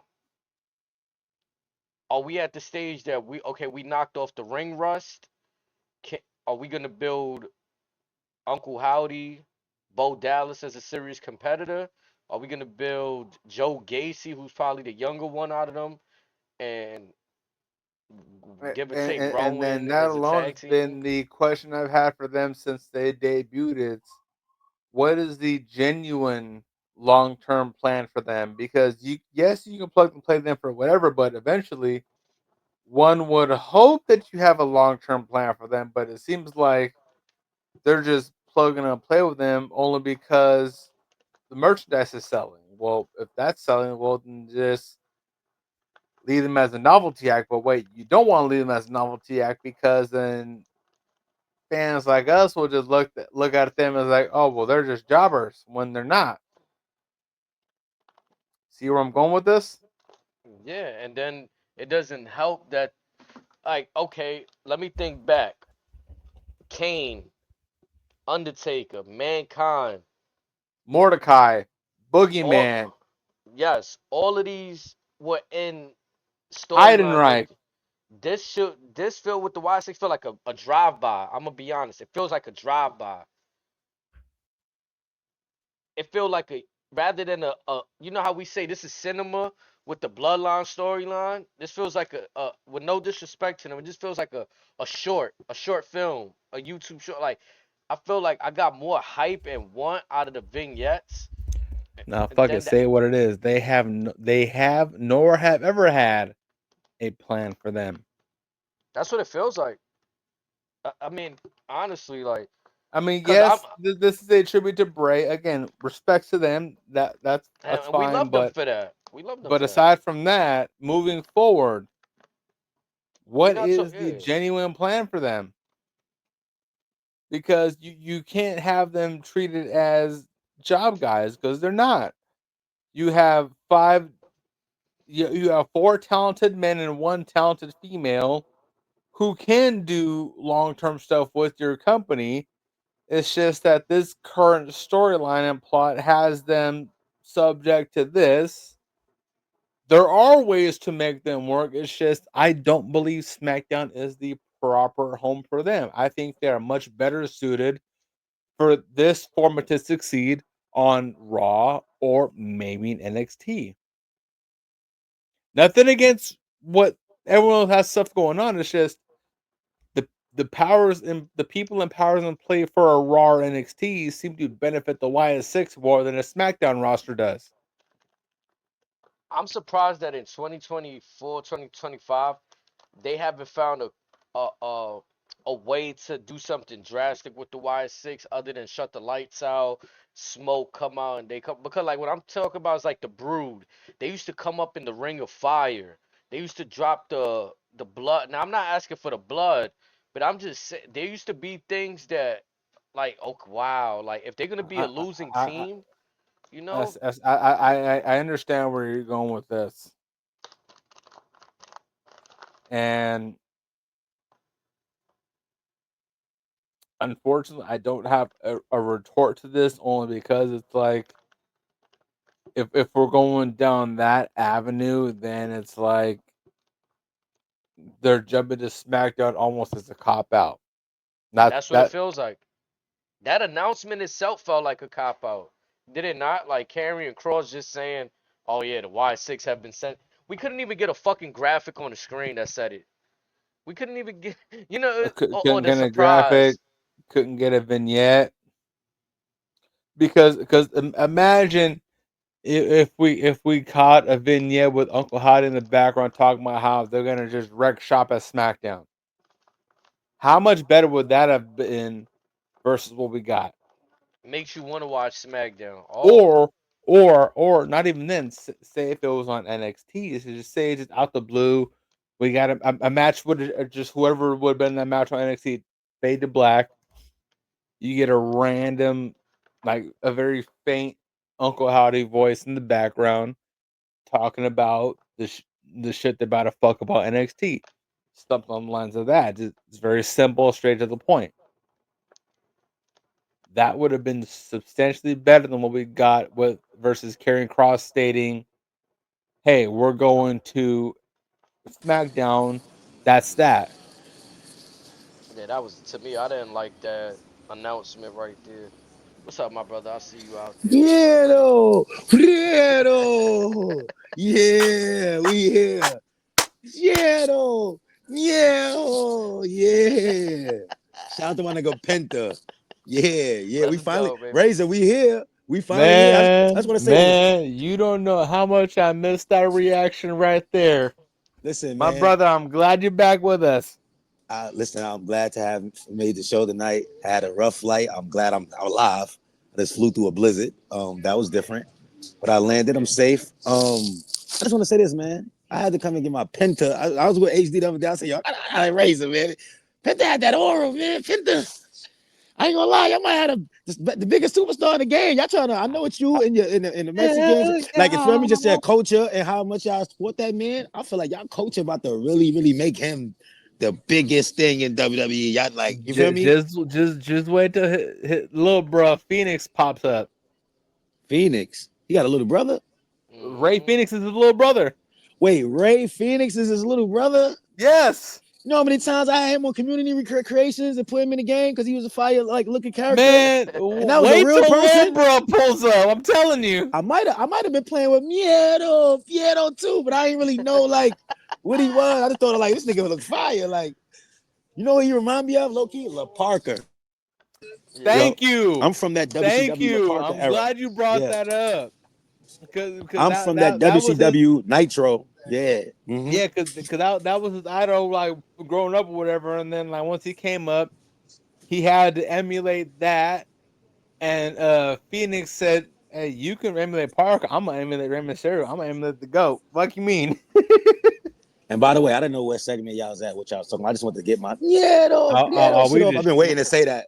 And I'm gonna be real, Ace, that off the hip shit in the cut, shit finna, by the way. But Yes, yeah, sir. what y'all talking about, man? What y'all talking about? What I missed, Got up man? to the Wyatt Six being announced that they've been transferred to SmackDown on the humble. Like, just in the backstage segment, Karrion Kross came out, Adam Pearce's office, telling the Miz, yeah, the Wyatt Six on SmackDown. I didn't really like that announcement. I hated it. It felt like I Um, wanted a bigger rollout for the Y6. Like, give me a surprise yeah. debut, maybe like a graphic, the like Uh-huh. Razor said, the video. But yeah, I guess we love with Mhm. that. They going to SmackDown. It is what it is. Um, they coming off them niggas is coming off the what's the program they're coming off of with? For the Y6, they was Yeah, doing the that shit with the Y6. Final Testament with Karrion Kross and the Miz and them, Right. which is So y'all feel like who has control over this? Like over who, like you know what I mean? Because I remember when like it was a lot of emphasis on what the Y was six was doing, like their debut and all that, and it was very like prioritized. Now I don't know. It seems like somebody forgot that they was there. Like bro, like they still need to be prioritized, bro. And I don't know, it just come off like niggas My kind of my my forgotten. thing, Like my big thing is like it seems like Raw and respectfully NXT, like their rosters have more to offer to benefit the YS6 and SmackDown does. I Because don't with understand SmackDown, what's yeah, on you got the SmackDown. Shinsuke, yeah, you got the LA Knight, maybe the Cody stuff or Andrade, but aside from that, there's AJ Styles, nothing, that's the or best even stuff for AJ. them. Yeah, but aside from them five, there's nothing there that would benefit the Wyatt Six moving forward. Whereas on Raw, you still have the Miz stuff, you have the New Day Bring stuff. back Jeff Jarrett. You I seen that shit change up. what? His name. Bring back Jeff Jarrett. I'm screaming. Oh wait, that's But dumb either way, funny. it's like whether it's the Hardy stuff, whether it's the LA Knight stuff, the Shinsuke stuff, you can still do some New Day stuff, whatever. But NXT and Raw would have more to benefit the Wyatt Six and SmackDown would, in my opinion. I have a Again, theory. yeah. Could it be they throwing him to SmackDown because it's what we was predicting from the beginning? Kind of But like they get implemented with one of the like Bo Wyatt's finna be implemented with one of the main superstars here. Like now he's finna get a program from one of the main guys, like top guy. I don't want to see him running around chasing Montrez Ford and them. Like, no, like I don't care. I'd rather him like every week we got to. I mean, he haunting down Cody or something. Like, you know what I mean? Now Cody is in his mind. Now Cody want to go heel because niggas is turning on. Like, I I think need AJ some. I need Styles some is a good spicy start shit. for him. I think AJ Styles is a good start for him, Snakes. And I was telling Razor AJ. why. Yeah, because he got the OC, right? And Meechin, Mm-hmm. the girl, is part of the OC. So she could go at it with Sister Abigail. What that's her name? Sister yep, Abigail? and then you got the Good Mm-hmm. Brothers. Yeah. Mm-hmm. And so it's like they got something there. And like to your point, I want to see him go against an established heavyweight main eventer. But And I my think question to AJ y'all, Styles right? is there.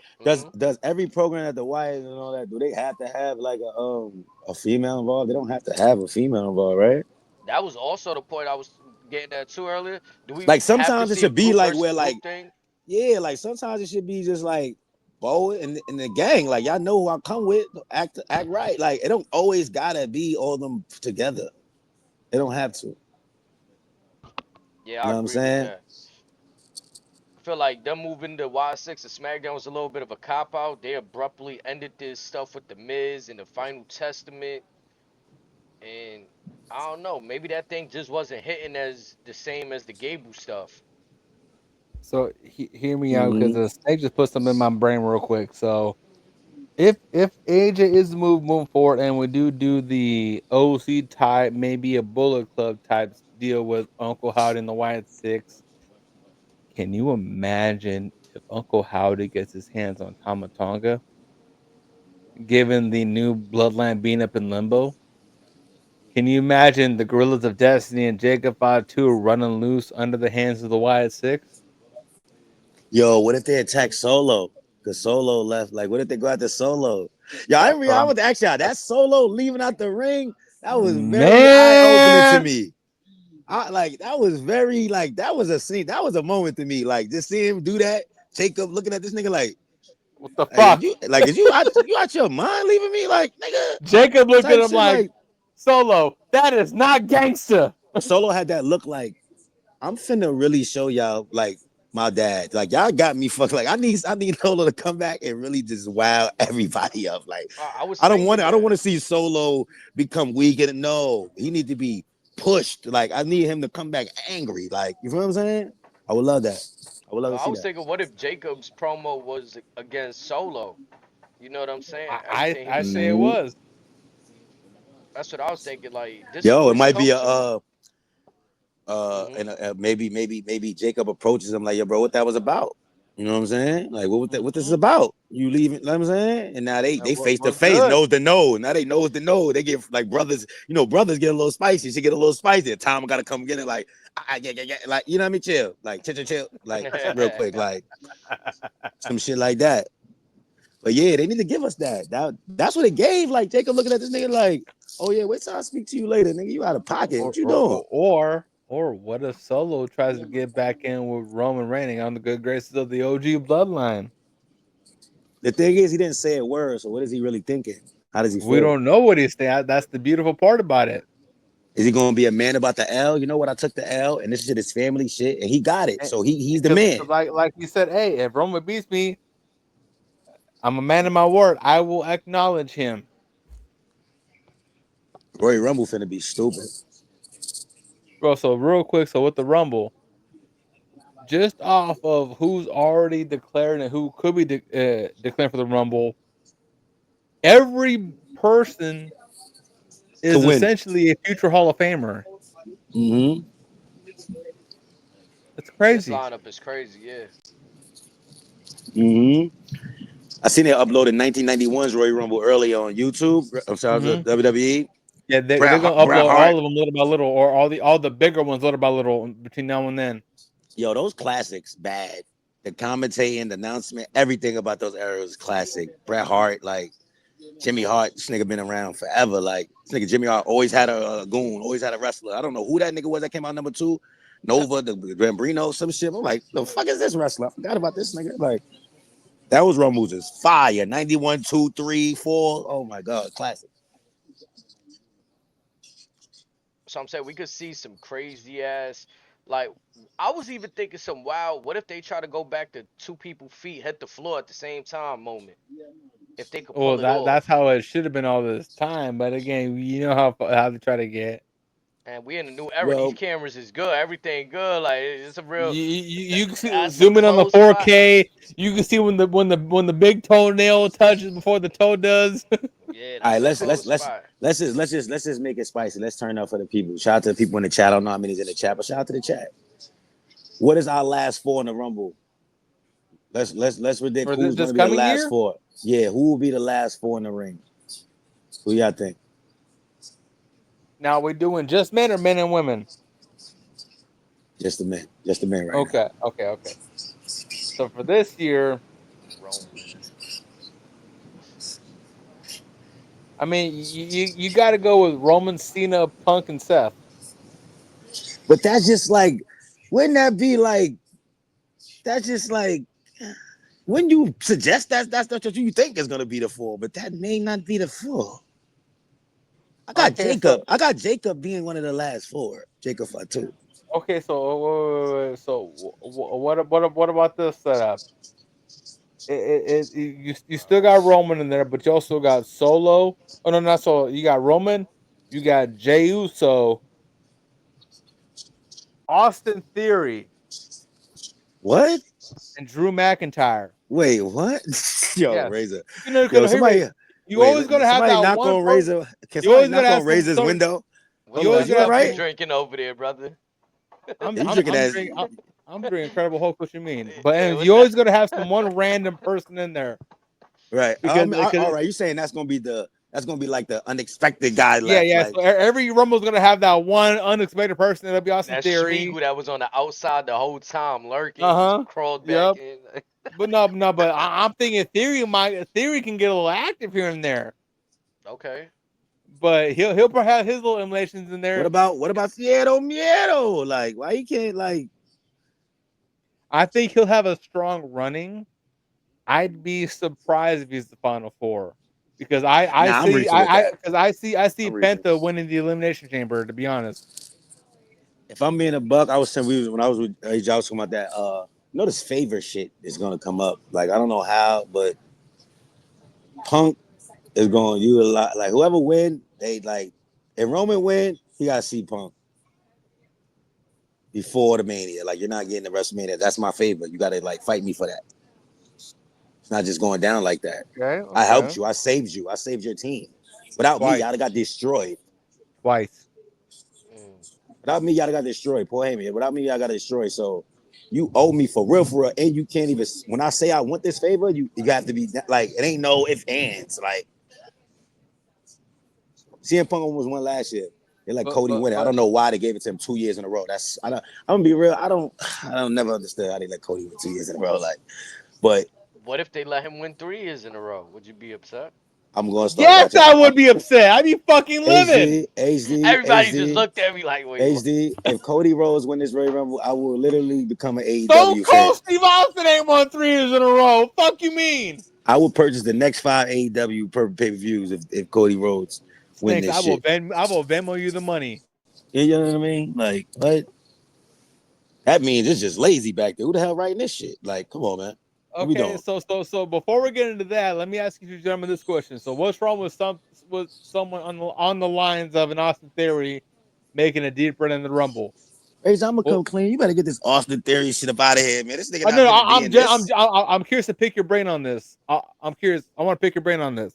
Yeah. Like someone on the line, it could be a theory. Now, It could be something on the lines of maybe a Jey. Okay, what about Jey Uso then? you should have just said Xavier Woods. You want to go there? Like Xavier Woods one of the last four, like Afro. Like, come on, like you're not doing that. You're not doing that. I picked E. I picked Roman E Rock, before I picked Cena Woods. Punk. Roman Rock, Cena Punk. Oh, you think Rock is a Fighters. special entrance? Oh, H. Yeah. Okay, Okay. okay, So what if this person is a special okay. entrant? Now we've been talking about him for a minute. What about the man who just had to take on Mr. AJ Francis, who had to take on the sixth time, the sixth time, the sixth time, the sixth time, the sixth time world champion Booker T? I'm talking about Mr. Zilla Fatu. What if he makes a deep run in a debut? Or since we're going on extremes, they just announced a 5-year plus partnership. What if we see someone on the lines of Frankie Kazarian, or on the lines of a Moose, or maybe even the AJ Francis? Yeah, whatever's in that drink over here, brother. I need that. You need to ship that to me, brother, because you need it. Like Zillify too. I did not see no contract signing online. You'll know when he's up the deck. What's the other dude? Hold on. We can see the debut of the brother. What if Solo said, I'm pissed off, I'm going to get my brother, the tall guy. What's his name? Hikuleo was Tamatonga's brother. What if it's time to unleash him? Hey, it could be Lance for all we know. Yeah, because it's been a little time since we heard it. Like everybody thought that they knew when it was gonna happen. It's like, nah, that nigga been quiet. They got him in the cut. Boom. We just remember back in the day, nigga just come through the ring like Kane, like nigga punch through the ring like Kane. Like I need him to come like that. He need to make an impact, something like that, like something crazy. I got two more names for y'all, and this is not the Incredible Hulk talking. What if one of the entrants coming in? And I'm gonna be very specific when I call on the entrant. What if coming in at number 20? Now, before also, is it gonna be 30-minute or 40-minute in the Rumble? HD. What happened? I Is it don't gonna know. be? Confirmed. I've heard 40. I don't I've know if heard it's 30. I've confirmed. heard 40. Yeah, I don't. I've had. I don't Huh? know. Wait, Yeah. what? Yes, 40? thanks. It could be 40-minute in the Rumble this year. Why? Because look at all the names we've been mentioning right now. But anyways, say it's 30. What if at number 21 we finally get Brock Lesnar? At number 21? And 21, then 21. at number 29 or 30 we get the final boss. I'm talking, let's put all the chips on the table. I'm saying, I think it's gonna make a star-studded Rumble, a star-studded Final Four in the Indy Rumble. about to be lit in 2 weeks. Yeah. Yeah, that's a fact. That's a fact. Shit, with the brain that Razor got, I won't be surprised if we hear stand back. There's a hurricane coming through. Like it's just like Okay, it doesn't even matter. It's like I've put a lot of thought into this. I don't think we're gonna see any legends, quote unquote legends in this Rumble this year. Yeah, and I definitely don't want to hear, definitely want to see, Pat McAfee. Like, if you don't get sick of like, no more interested with Pat. Like, no more rollouts with Pat, man. Like, I love please. Pat, but I gotta agree with you because we gotta make this one serious. If anything, Yeah. instead of legends, I want to see NXT names. I want to see the Oba Femis. I want to see the Ethan Pages. I want to see the Ethan Thorpes. Let's act like Big Jim he won't have a run in this shit too. Jim is becoming Jim is becoming. You He's gonna gonna be. see all of them in They're this gonna turn him into mud. Jay. So again, this is my question. They're gonna Or turn actually, my Jay. question. Why? So like, fire I'm too. telling you. So because of all these names that we're theorizing, Yeah, the new. I like the new gear he got. The new gear he wearing. Fire. Is 30 names enough, or do we have to go to 40 names? That's what I'm saying. Nah, Like, I think 30's enough for me. Like Yeah, last bro. time we Like tried what? 40, it's too long, and then it feels too rushed. Like you throwing people out quicker than usual. The ring could get more cut. Like also, if you really want to break shit down, so Rumble usually get what, 4 matches, maybe about 4 matches, right? Now that I think about it, and we got both the ladies joint and the men's joint to you know do. why No, 40? but I'm saying, You know like, so say the women's is 30, the women's is 40, or no, or vice versa. Like the women's is 30, men's is 40. So the men's usually what, 4 matches, maybe 5 Well, the in pay per total. view's been 5 Yeah, matches, and so you take out one match that will be towards the men's, and then you just add more time to the men's match, make it a 40-man. That might work, maybe. I don't But know. they've been hitting at Braun Strowman and the bloodline for the past couple weeks, face-offs and all that, you know Braun's making an entrance in the Rumble. So if it's gonna be 40, you know, like they have like a moment where a nigga throw out 8 niggas, like that might be Oh, we Braun. Like, getting I don't know, it Braun. I'm might be trying to Braun. Like justify We how I'm getting trying to Braun justify how Strowman it and could be Jacob. 40 aside from the 30, but it's like Braun don't will like it be just entering that shit, HD. That shit gonna be a moment, like Yeah, when he pull up. we got because Braun also, Strowman also versus didn't Jacob at the did Braun Saturday beat joint. Kane's record yet or no? Is she? Nah, I think Roman Oh, got let's it. not forget. Let's not forget about Bronson Reed. You No, talking Let's no, not about no, forget about single Bronson, man. elimination or Bronson all is still time? bloodline. Braun's still gonna be out past Mania. That's already been confirmed. Past Mania? Yeah, that's already Yeah. been confirmed. Damn, that nigga got an NBA injury. He broke his foot, not his ankle. He gonna come back like, look, niggas go like he left on a He great he note. about to come. He about to come back. That Raw for Mania just wrecking all kinds of house.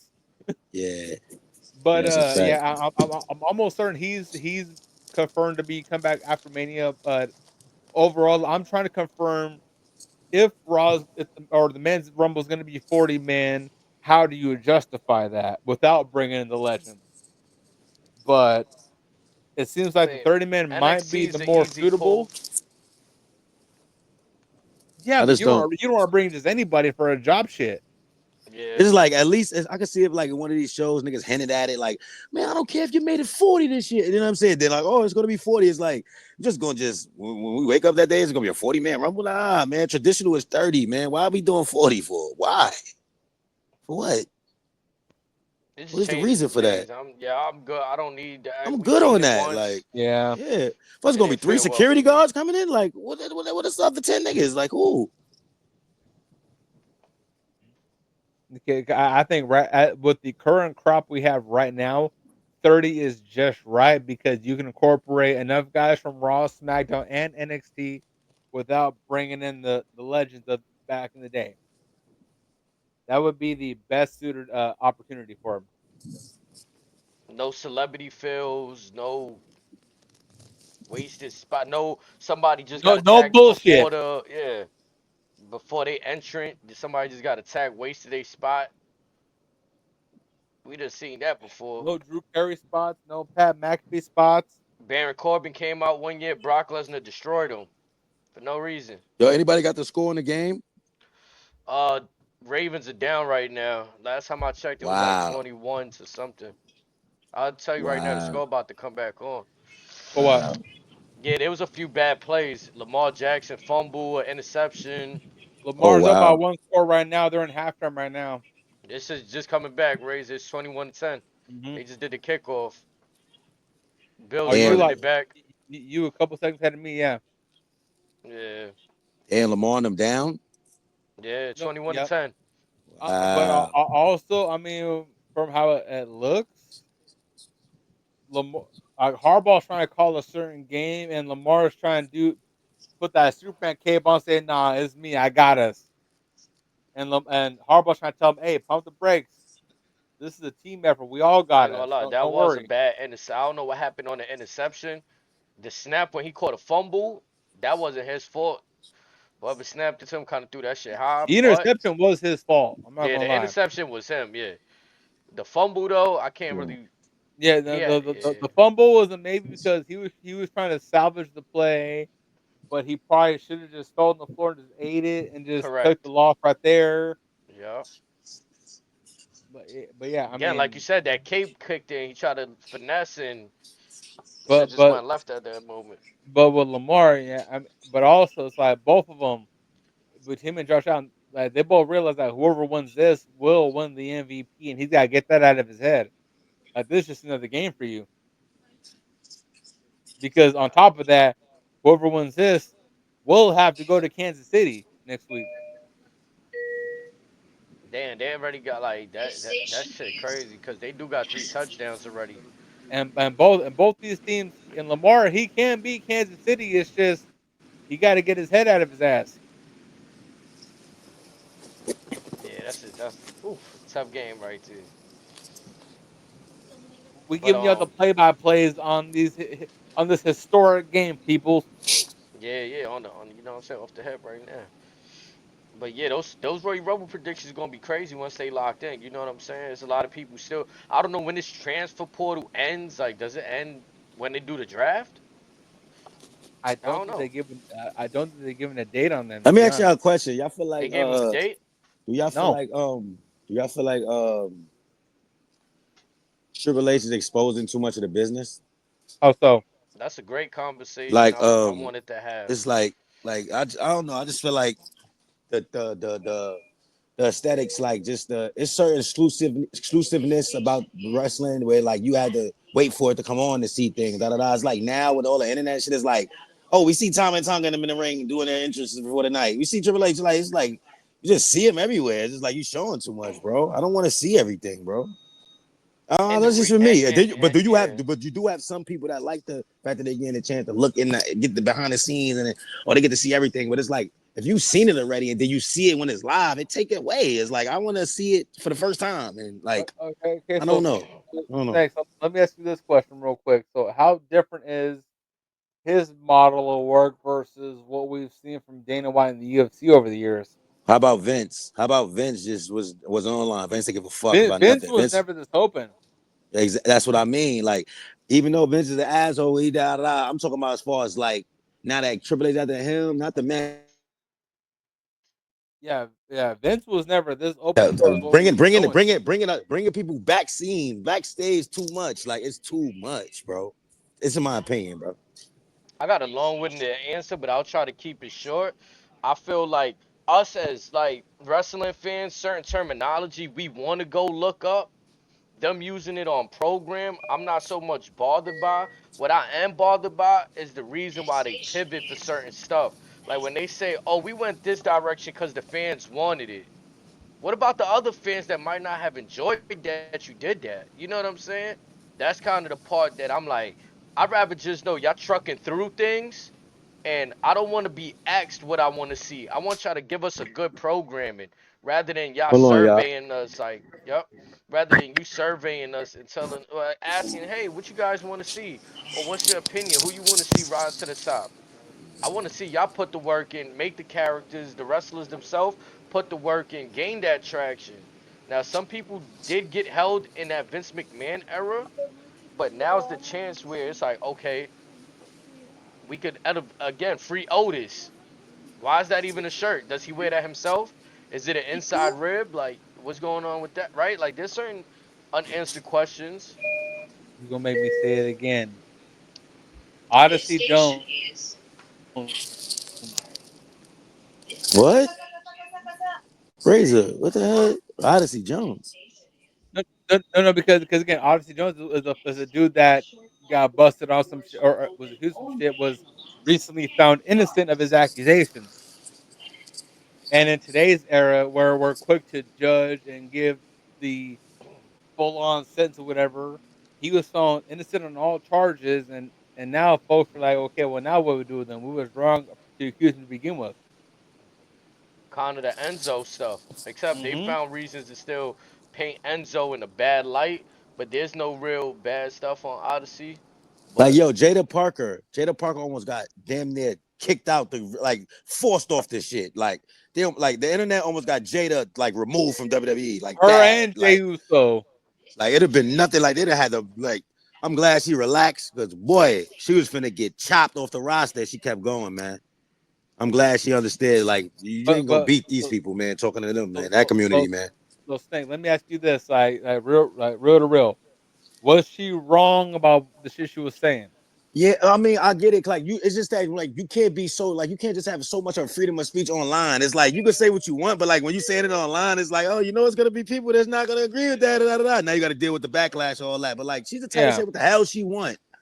I just hate but that it's online. Everybody want to take it something and come on, but man. Like, but my thing is, it's like does she should get fired? Like, come on, man. Like, come no, on. Like, I'm saying if those if she's gonna speak on some shit, which in my opinion she was spot on to speak of, because again she was in that demographic not long ago. If they're gonna bring up some shit from who knows how far back that video clip went, and they're gonna assume who was in that video, and then whether that was right or wrong, it's like again, that's got nothing to do with what she's trying to speak on. oh Y'all yeah, just then making they try yourself to look bring, yeah, stupid. they try to pull up her. Oh, she's rubbing Jey Uso leg at the club. Like, man, and you can't even tell if that was Jay or not to begin with. Ain't man and female supposed to be like together? Like ain't men and women supposed to do shit together? Like I'm Yo, like, why y'all again, care? as Yeah. Like, fans, there's too much oh, he's power in the married. Like fans. I get like, Okay, you just clicked on some random pair of white pants. Okay, what else? nah. Nah, One thing I will say, I'm gonna take it as far. It could even be AI. Exactly. You never know. niggas just put Jay Uso leg in that. Like, All we know is Indy Hartwell doing the shoeing. Bro, if you I'm watch gonna be Uncle, honest. if you, He got to mhm. stop doing that shit, bro. Like that nigga, what's that dude name? He got to stop doing that shit. I know that's some UK shit, whatever, but Oh, bro, Grayson Oh, Grayson Waller. Waller. yeah, stop drinking out of dirty shoes, bro. Like, come on, yo. Like, Okay, in as history puts it, it's supposed to be out your own shoe, not someone else's shoe. right, your Yeah, own that's shoe, wild. Yeah. But right? some folks try to just be extra and just for the bit, do that as someone else's shoe. It's like, yeah, no, I'm gonna do it out of my shoe because I know where my foot's been, not your foot. Right, right. Yeah. And also, as someone who's done shoeies, type of beer you choose determines how enjoyable that shoe is gonna be because certain beers may make that shit seem a little extra funky than what it needs to be. Shit. That's unnecessary all in itself right there. I'll be drinking out of no shoe, thank you. You know what I mean? No And boot, their no argument will shoe. be it's no different than doing a beer bong, and I'll say yes, it is very different from doing a beer bong. Man. To them all that is killing the nah, it's not killing anything. Well, unless you chase it, what 151 Right? Like you with some got yeah, Everclear, man. But for example. I got some 150 proof in here already, but still, like I ain't chasing out no fucking shoe. are we being tested? Is our intelligence being tested by the WWE right now? Like when they got the ability to go 4 hours on Netflix, they're giving us billed as 3 hour shows, but when you go back and watch the with no commercials, it's under 3 hours really. Well, The when they content edit is it, really yeah. Even on TV, they bill it a 3 hour SmackDown, but you remove commercials, it's what 2:45 maybe 2:30. I'm cool with that on TV. I understand, I but on I Netflix, I don't won't understand all the commercials. I wouldn't say they're testing our intelligence. More so, they're purposely winding up the trolls because they know once on Netflix it says the live stream is ended, they're gonna be the first ones to just chime in on shit, and everyone's gonna be like, "Well, what's the problem? What else are you gonna add to this?" And that's my point. That's why I wanted to get into the next segment. After we was talking about the Y6, also we seen Sami Zayn and Miz get into some bickering back and forth. Now, although I did like what the Miz said to to Sammy, I don't understand why this match had to happen on Netflix. Second second episode, impromptu. You giving us under 3 hours, and Miz versus Sami Zayn is a match on the show. What was wrong with this being a match next week?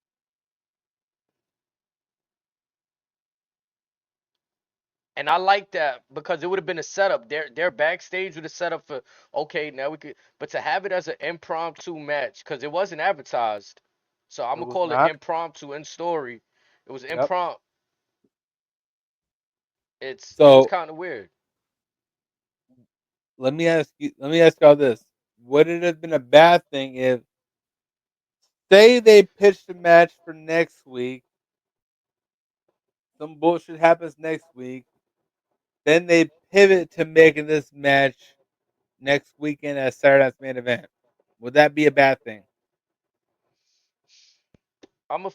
It's just Miz is always a weird stock Well, because I'm just speaking on behalf of they're trying to build the the actual card for Saturday's main event. So we got a couple matches already for that show already, but if we move this match around enough times, could this be maybe an opener for that show? You know what I find odd too?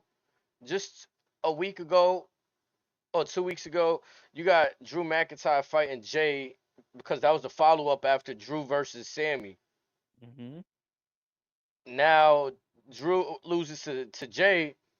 I kind of don't see no follow up there on this episode of Monday Night Raw. And Sammy's kind of looking for a new opponent. So I'm just wondering what the hell is going on. It just feels like there's a lot going on, and it's good in certain instances. Like what we mentioned in the main event scene might have a 6-man whatever match, but just having this little constant. Okay, it looked like there's gonna be something here. Then you just drop the story. I don't understand what that's about. Now, a part of me feels like Drew honestly has been oversaturated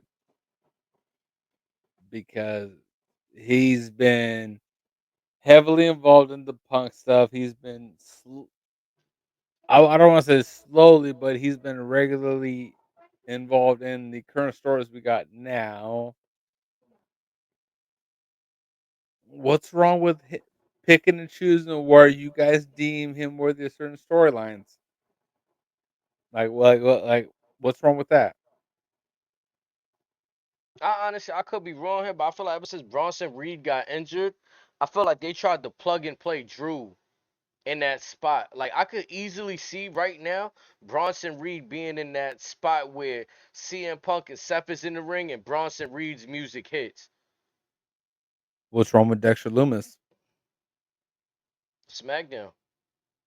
Well, now,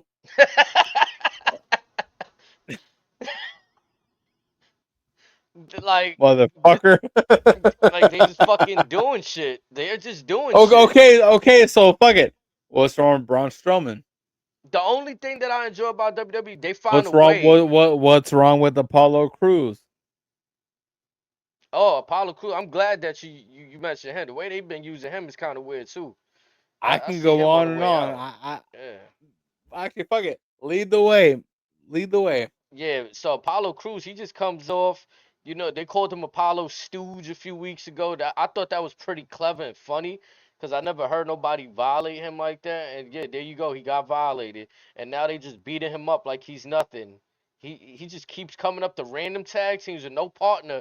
Apollo has no partner. What the hell you even talking to these tag teams He's for? walking like most like he is the all-seeing eye. He sees all. He knows all. He believes all. If you listen to him, he's got all the witness. He's on his DJ Khaled shit to where he knows everything. He's like, "Oh, walk up to you. We the best, man." and Yeah, like again, no, again, nothing against old boy. I'm just saying, just in the way you are being utilized, my brother. Again, what are you utilizing to be an alternative? I'm not gonna lie, he probably better off going to the hurt business. You know what I'm saying? I don't know, but like, No, again, that's not now. Given what Hurt Syndicate has been doing, that's not a yeah, bad excuse thing. me. Look, That that I'm that that's still not that's not like, a bad thing. It's just you get in where yeah, you fit like. in. Yeah, like he'll thrive over there more with the unit than sitting here on SmackDown with nobody by your side trying to bark up the tag team division. What is that? What the hell is that? Your But tag again, team man got fired. He should now be in the United States. I should see him versus Shinsuke. Fuck it. He's athletic. They could put on a great man. No, they got him behind Pretty Deadly, laughing like getting beat up by DIY. Like, man, I can't. Not with or that with what for him with that. I can't. Rest before assured. I get into where he would fare on the opposing roster, where the fuck is Cedric Alexander? Oh yeah, they did him Sherm too. I'm not going.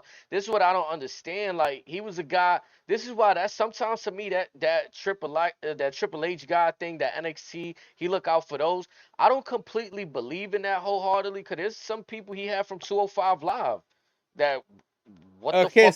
so I'm glad you're going down this route because that opens up my topics for this particular discussion. Because with the inflection of TNA being merged in that partnership for the next 5 years, you now have guys like Cedric, like Apollo, like Asante Adonis, Mm-hmm. um, maybe even what the fuck's his name?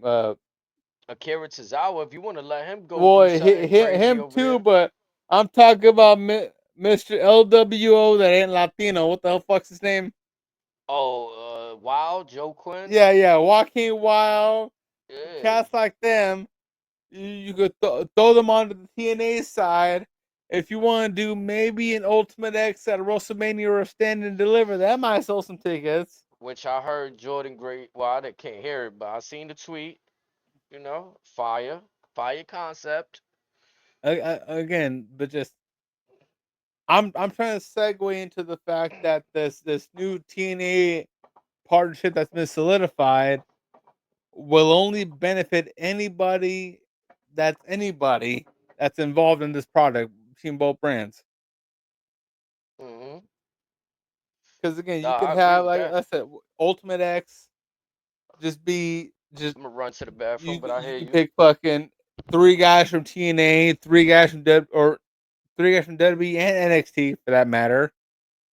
You could pick any quote unquote cruiserweight, which could be Dominic, could be Penta, could be anybody that's under 200 pounds from WWE.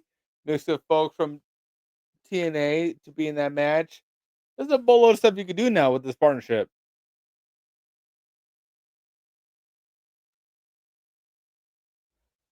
I think because everything is essentially an unknown, makes it that much more of not only a doable product, but that much more of an exhilarating product. Mm-hmm.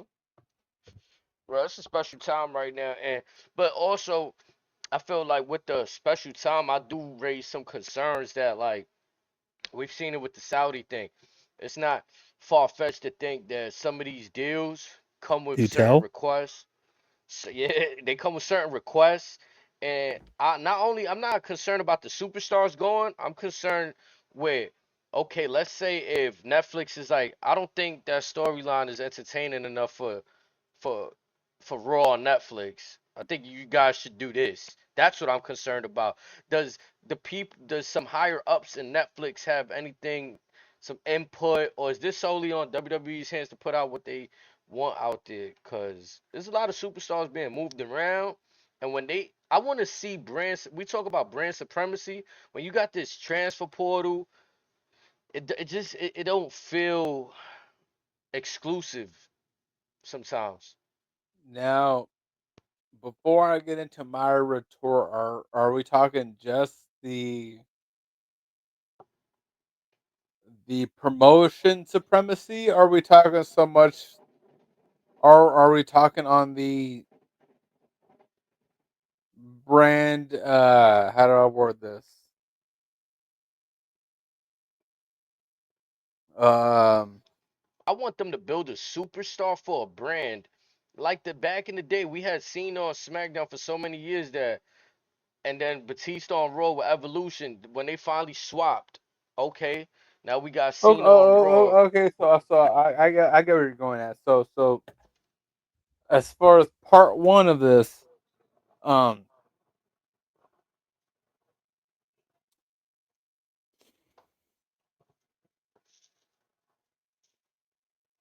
say we get the brand allegiance that you are craving from one side, Mm, that's solely for sake of conversation. Let's just say that everyone's focused on Raw for sake of conversation. Okay, so everyone's focused on Raw. Okay, so say you get you pick someone that and you grab them over and poach them over. They're now focused on the Raw brand. Okay, we move forward onto that. Everything is the usual brand allegiance stuff. So say at this time timeline wise, we are now nearing the SummerSlam timeline. Okay, just for conversation. Okay, so for conversation, we're now focused on maybe the SummerSlam timeline. Why would we have them solely focus on that when now granted, yes, they are focused on having the promotion go on this trajectory, but why have them focus on this when from this part on the bottom they are missing, and I'm stating this, they are missing everything that has to do with the likes of the John Cena's, the CM Punks, the Dave Batistas, the Randy Ortons. Why why miss those criterias to so let me rephrase. By missing these four criterias, does that make up for them going on this trajectory? Or does by going on this route, does that essentially create a near miss type of feel? I feel like that's been the biggest question since WWE acquired WCW and ECW and had this large roster. And in the beginning, it worked so well, but then you got certain superstars retiring, leaving. Then Oh, the, whoa, the whoa, whoa, whoa, pause. So from Jump Street, when you make those necessary steps, you by already seeing those topics that may come up as near misses. If that's already the case, then why continue? Is my question. I think why? Because look, when Roman had that, when he had both belts, which would mean there's only one championship to fight for, people didn't like that shit. And I think that's what people are afraid of, one dominant champion. Well, let's go. Let's go 12, 13 years earlier when Cena and Randy united those belts. I think people Same. hated it then too. A lot of folks were opposed to it. Um, maybe half of 1% were accepting of it. But overall, again, at the end of the day, no one's gonna be okay with title unifications ever again because, again, as bad as this may come off, you have one company that's up here and another one that's maybe up here, maybe on a good day, maybe.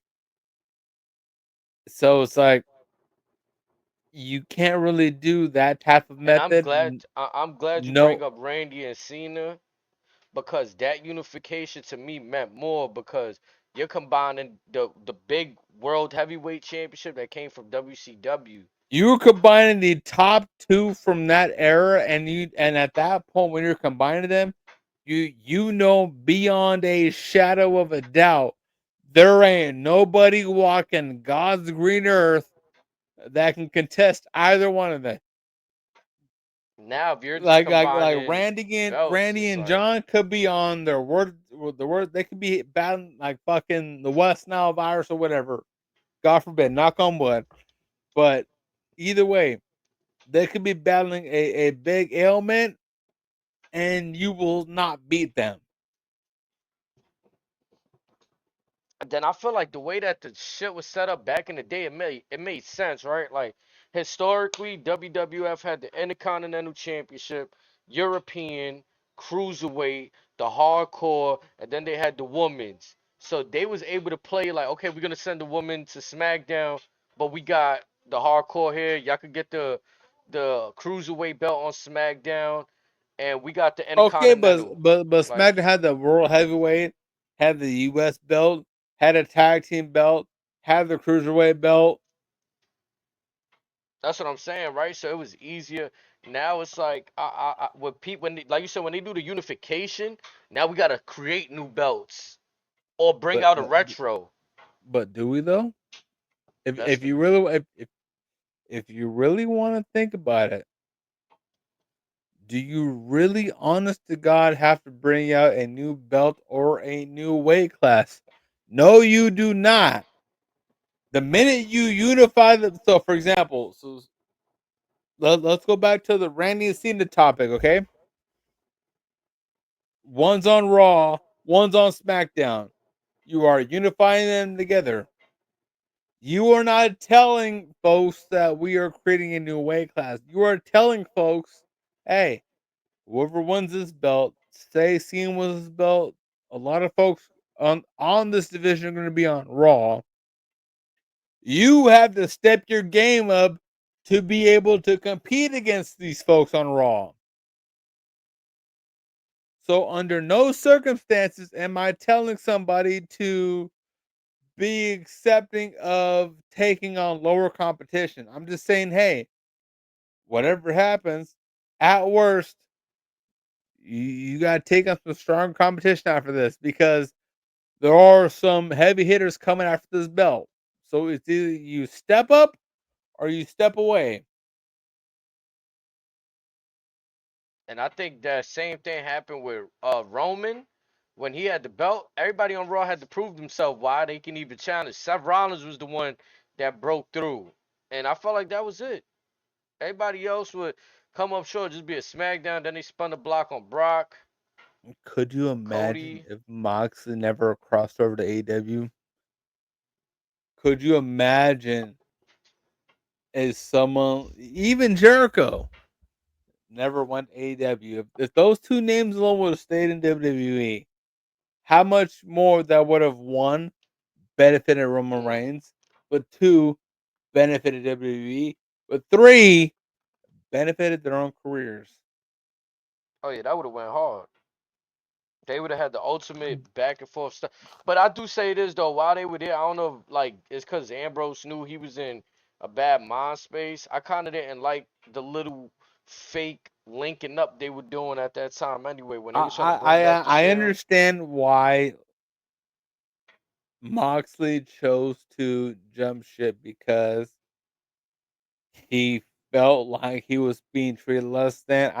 I get that part, but also it's like, what the fuck have you done since then? Right. I'm not gonna lie. That's just what I'm saying. Time doesn't lie, and time does tell. So once And it's all said in, five and years later, and, and as bad as this may sound, I think many individuals aside from myself can make a very valid claim that Chris Jericho has a much more storied career in AEW than you. but I see. This is credit to Jericho here. I feel like he always knows how to reinvent himself. Like he always has these mantras for That's himself. irrelevant to the point, to the topic. No, that's true. Cause, But 'cause I feel like for me personally, I look at Moxley and he's the same old shtick. Jericho, he's the learning tree. He's been Le Champion.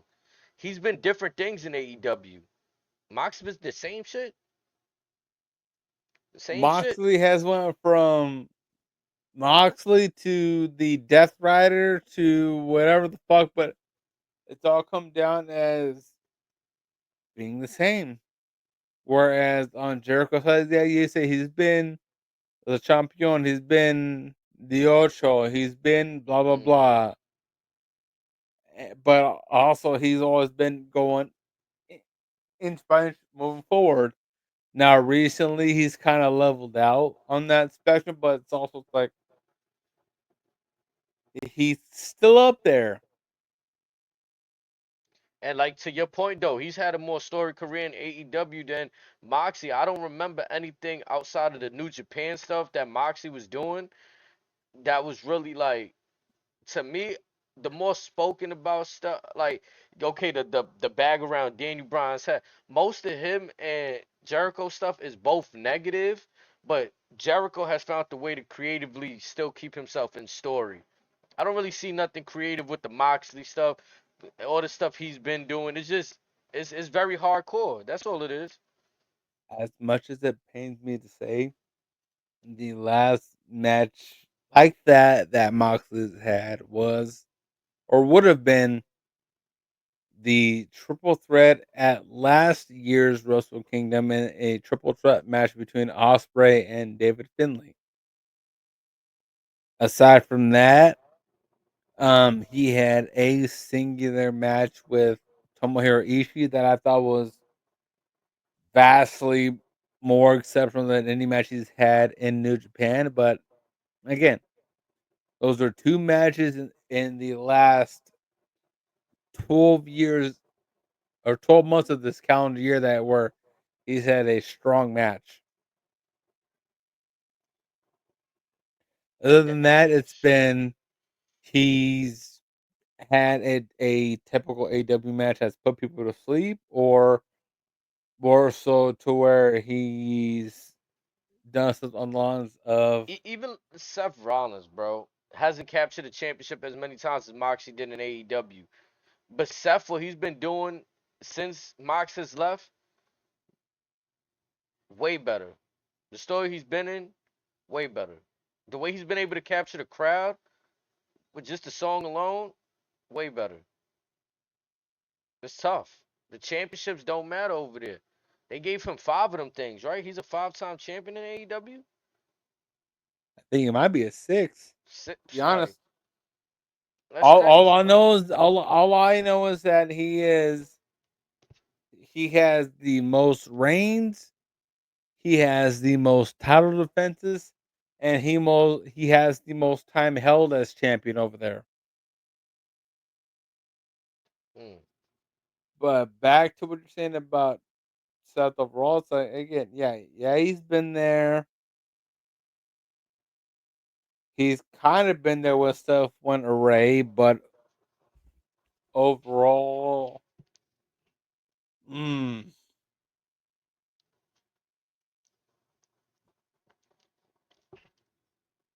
it, Mox has had with a global impact. The New Japan stuff for Mox is huge, but in AEW, not even like, that, because again with Mox, it's like he was in that spot only because Tony Khan put him there. Now in the earlier stages, New Japan wanted him there, but Tony said, "No, you were on my payroll, not theirs," which then created some type of scuttlebutt. New Japan said, "Hey, we'll still rock with you, but we need to know where blah blah blah stands." And again, Moxie could be looked at as in the same as Omega. It's like again, Moxley and Omega are looked at as like as a peer with Japan, whereas on AW side they're looked at as right here because the way Tony Khan sees it, Tony Khan made them. When in reality, it's like no, motherfucker. Japan, the entire country made them to what they are today. You had no part in it. Just like Japan made the Young Bucks. The Young Bucks had no part in their success. Those one they are the tag team champions because you said they're the tag team champions. Nothing less.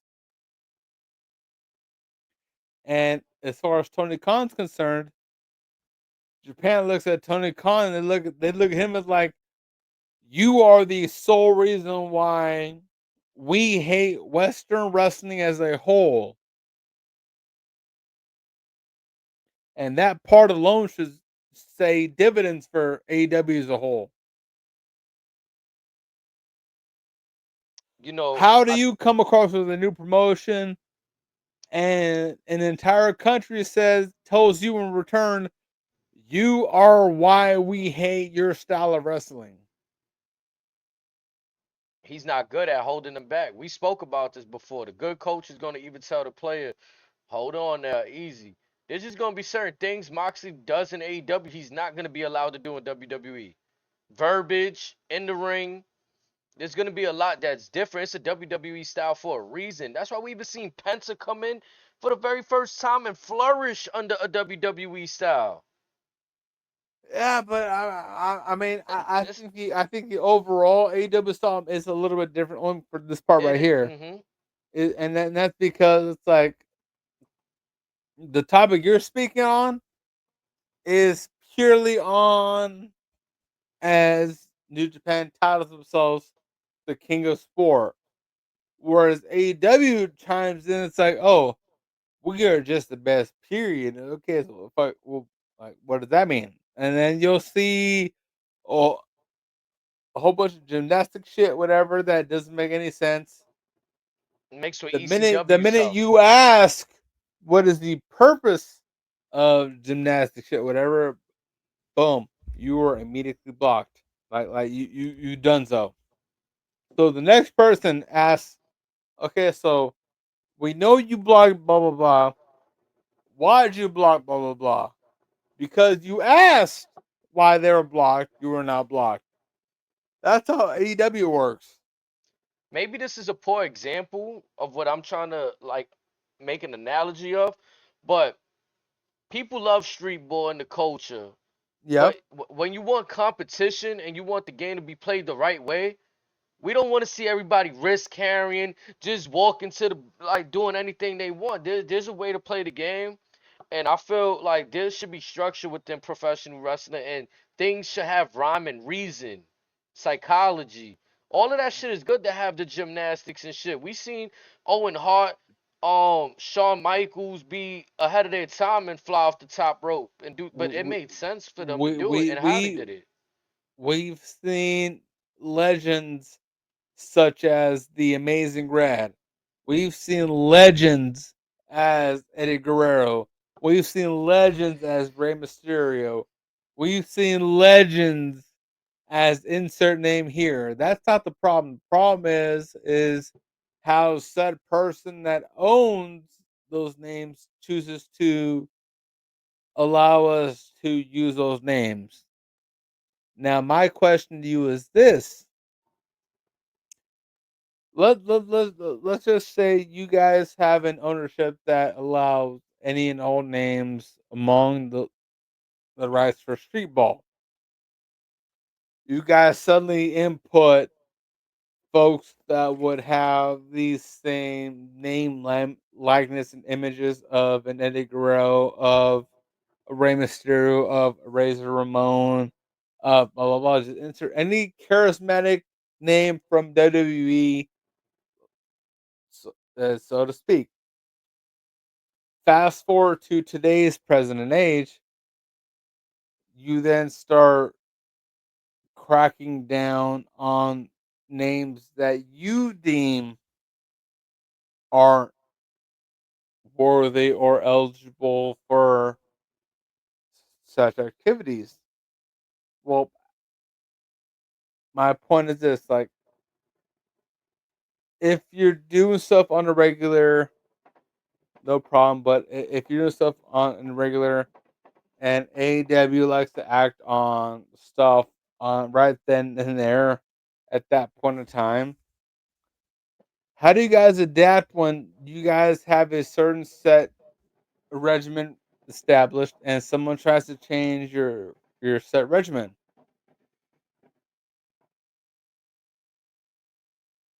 There's a lot of things that need to be figured out. They don't even know what's going on. But again, they may not know what's going on, but they seem to be getting away with whatever the hell that their claim may be because they claim they got the money for it when in reality they may not. They're just trying to sell the wolf tickets. They're trying to they're trying to push the scare tactics to where you think they got the money for to push X, Y, and Z when in reality they don't.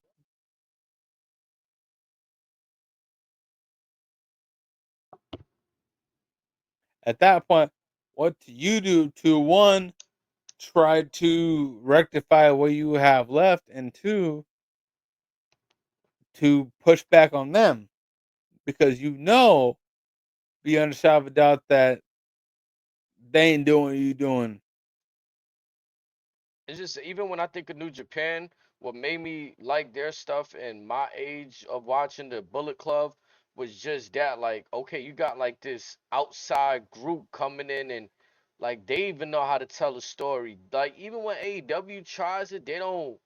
It just doesn't hit sometimes because they abandon ship so quickly. Like we seen the Bullet Club play out for years. The only thing that I feel like was really they had something, and even they mistreated that was the inner circle with Jericho. The other faction with MJF when he had FTR with them, I forgot what they were Oh, called, the Pinnacle. yeah, the Pinnacle. Like I thought that was a great time for them to have factions in AEW. I can tell you right now, the Bullet Club right now, present day, is nothing how it was even 10 years ago, Yeah. even 5 years ago. I can only imagine, like, you know more about it than I do, so I'm really chat just speaking on what I seen with AJ Styles and then Cody after, but you know the whole rich history with Finn there too, because I caught a little bit after like Finn had already came to WWE. That's when I started to do my history on Prince Devitt and the Bullet Club over there. You know what I'm saying? So definitely, I mean AEW man, I don't know. Moxley, he need to get his bread, come back home, because I feel like So, WWE always gonna bring people back home. It's so only right. I mean, as much as I would love to have Moxley back in WWE, I don't think he'd be open to coming back. To be honest, just purely because of how he is, how AEW has allowed him to be. I don't see a world to where if he just calls Triple H and said, "Hey, I want to come back," and that's just an easy peasy thing because Triple H will try to tell him, "Hey, so we need to be like boom, boom, boom," and he'll say, "I can't do that." All right, there go the conversations. Whereas if you had, this might be a bad example, but let's say you had WWE, you utilize the Mexican supposed to be being AAA, and they have conversations with someone on the lines of say, uh, I don't know if he's contracted, but it's the conversation. Let's say they had their little three strike combo with him, and then they reach out to Hijo de Vikingo. It's gonna come out just as sloppy only because on both sides you're having both companies just tell you what you can and can't do, which ultimately isn't the right thing to do. But again, for business, I get it. All in all, I think aside from Moxley coming over, I think the best for WWE would be maybe a Pac, obviously a Roosh, a Chris Statlander, and depending on her willingness to learn, I'd say a Willow Nightingale. Other than that, it'd be up to a who's who Mm. off the top of my head. Now there could be more, but again, that's just off the top of my head.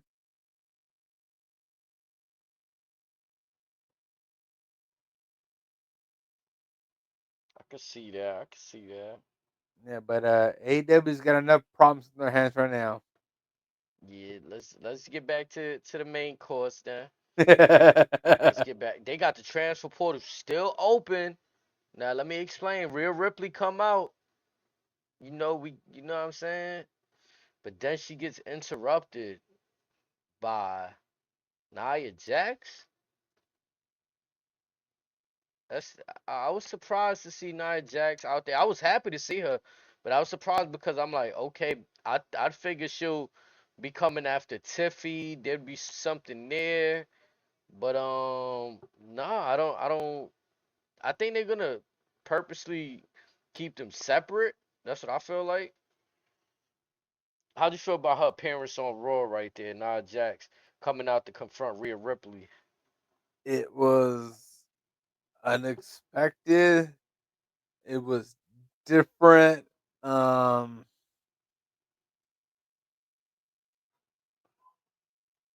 even if the plans were for her to ultimately be the number one contender for that brand's world title, I don't see it off the bat. I'm just genuinely confused as to why this is even a thing.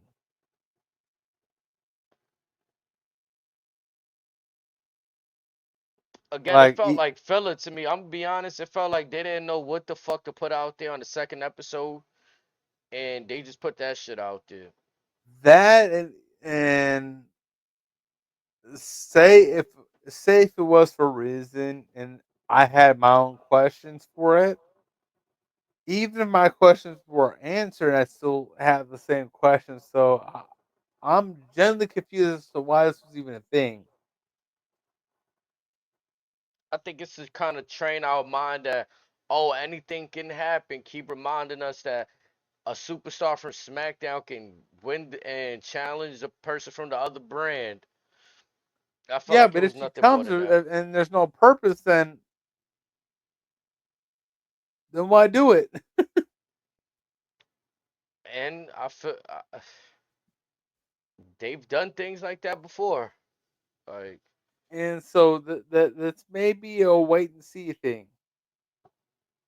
yeah, I felt like it was to also tease maybe to see, let's get a reaction of I was about to say Bailey, of seeing Nia Jax in front of Rhea Ripley to see what kind of reaction we get. And and then I don't know, it kind of got a little weird because then we get Nia Jax saying what she said to Rhea Ripley, and then she turns her attention to like Bailey and starts kind of shitting on Bailey. You know what I mean? Yep. And And again, then we it got just to it didn't make maybe she's sense. just a regular weekend spot, nothing more, nothing less. I think yeah, again, I think they just flirting with the looks of it, seeing okay, let's see what reactions, what we getting out of having these people here, Bailey and Nia Jax on Raw. Cole confirmed that they weren't part of the roster yet. They just sliding through on the transfer portal. Yep. And then we move on to the main event of Monday Night Raw. Damian Priest versus Finn Balor. Before we even talk about the match, do you think this is the end of it between them right here? Like this is it? I hope so. I feel like there should be nothing else between them right here. They had some great high Okay, spots. so I'll add this. As far as something serious, this should be it. Would you want to see like I think they need to separate this transfer portal, whatever's happening. They need to send Priest to SmackDown or the Judgment Day to SmackDown. One of them got to get sent But for what? so that they could keep them away. Cause I feel like it's inevitable. Like there shouldn't even be no reason why we got into this match between them. Damian Priest already beat him before. And then, Yeah, yeah. But what is the other brand gonna do to benefit its current crop? since the tag team division is heavy on SmackDown, I mean, you can have the Judgment Day slide in there and be sleazy if you want to still keep Finn in the tag team. If not, you could have Finn versus Shinsuke on some on like see something different on the United States and over there. Or Damian Priest if we talking him on that end. I don't really want to suggest send him back down to the United States, but I mean, Maybe, but already you've kind of demonstrated that you have a notion for essentially everybody that's on the upper echelon of the division, not so much the cruiserweight, so to speak. yeah, because the fact for me is Damian Priest wants to challenge Gunther for the title. Finn Balor cost him that championship twice against Gunther. One losing it to him and then trying to recapture it. So it's like, do we see the same thing happen a third time? We might. Like, that'd be tough. That's tough. We honestly might see it. That's tough. Cause like on Raw, exactly. Where does Damian Priest go after this victory? Where does Finn go? Like, is the Judgment Day still like? Does Liv and Dominic does Liv, Dominic, and Raquel look at Finn like, well, we've been listening to Finn and we haven't been winning. Like, I'm surprised Dom has been on this uh traje- this trajectory for a minute. yeah, it's kind of weird now. I mean, like, okay, we seen Rhea Ripley hit him with the Riptide on the debut episode of Netflix, and I don't know, the Judgment Day itself is in a weird spot to me. They lost almost all the Riz that they got right now. All the aura is kind of like slowly leaving away It's from them. non-existent. Yeah.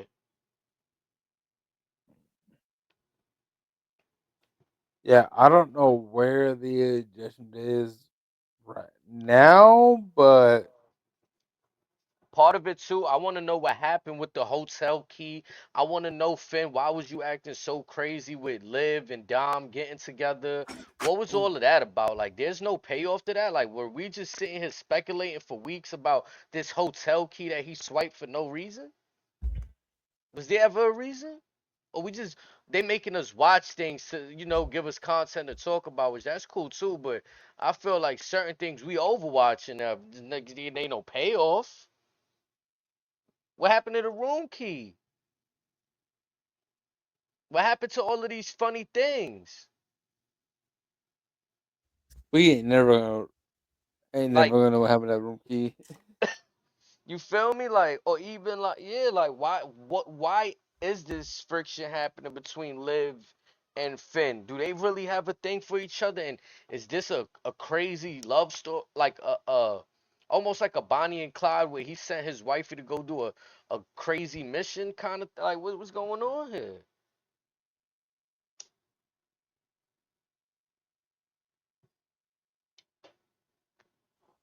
It just might be.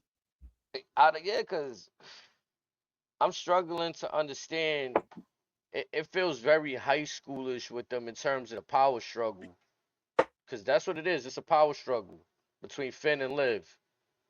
Well, like they say, back in the if you don't know the answer to the question, don't ask the question. Man. So that was the main event. I thought the match was good in itself because by default they put on a fucking show. Even down to the spot with the stretcher. I thought Finn did an amazing job rolling into the ring.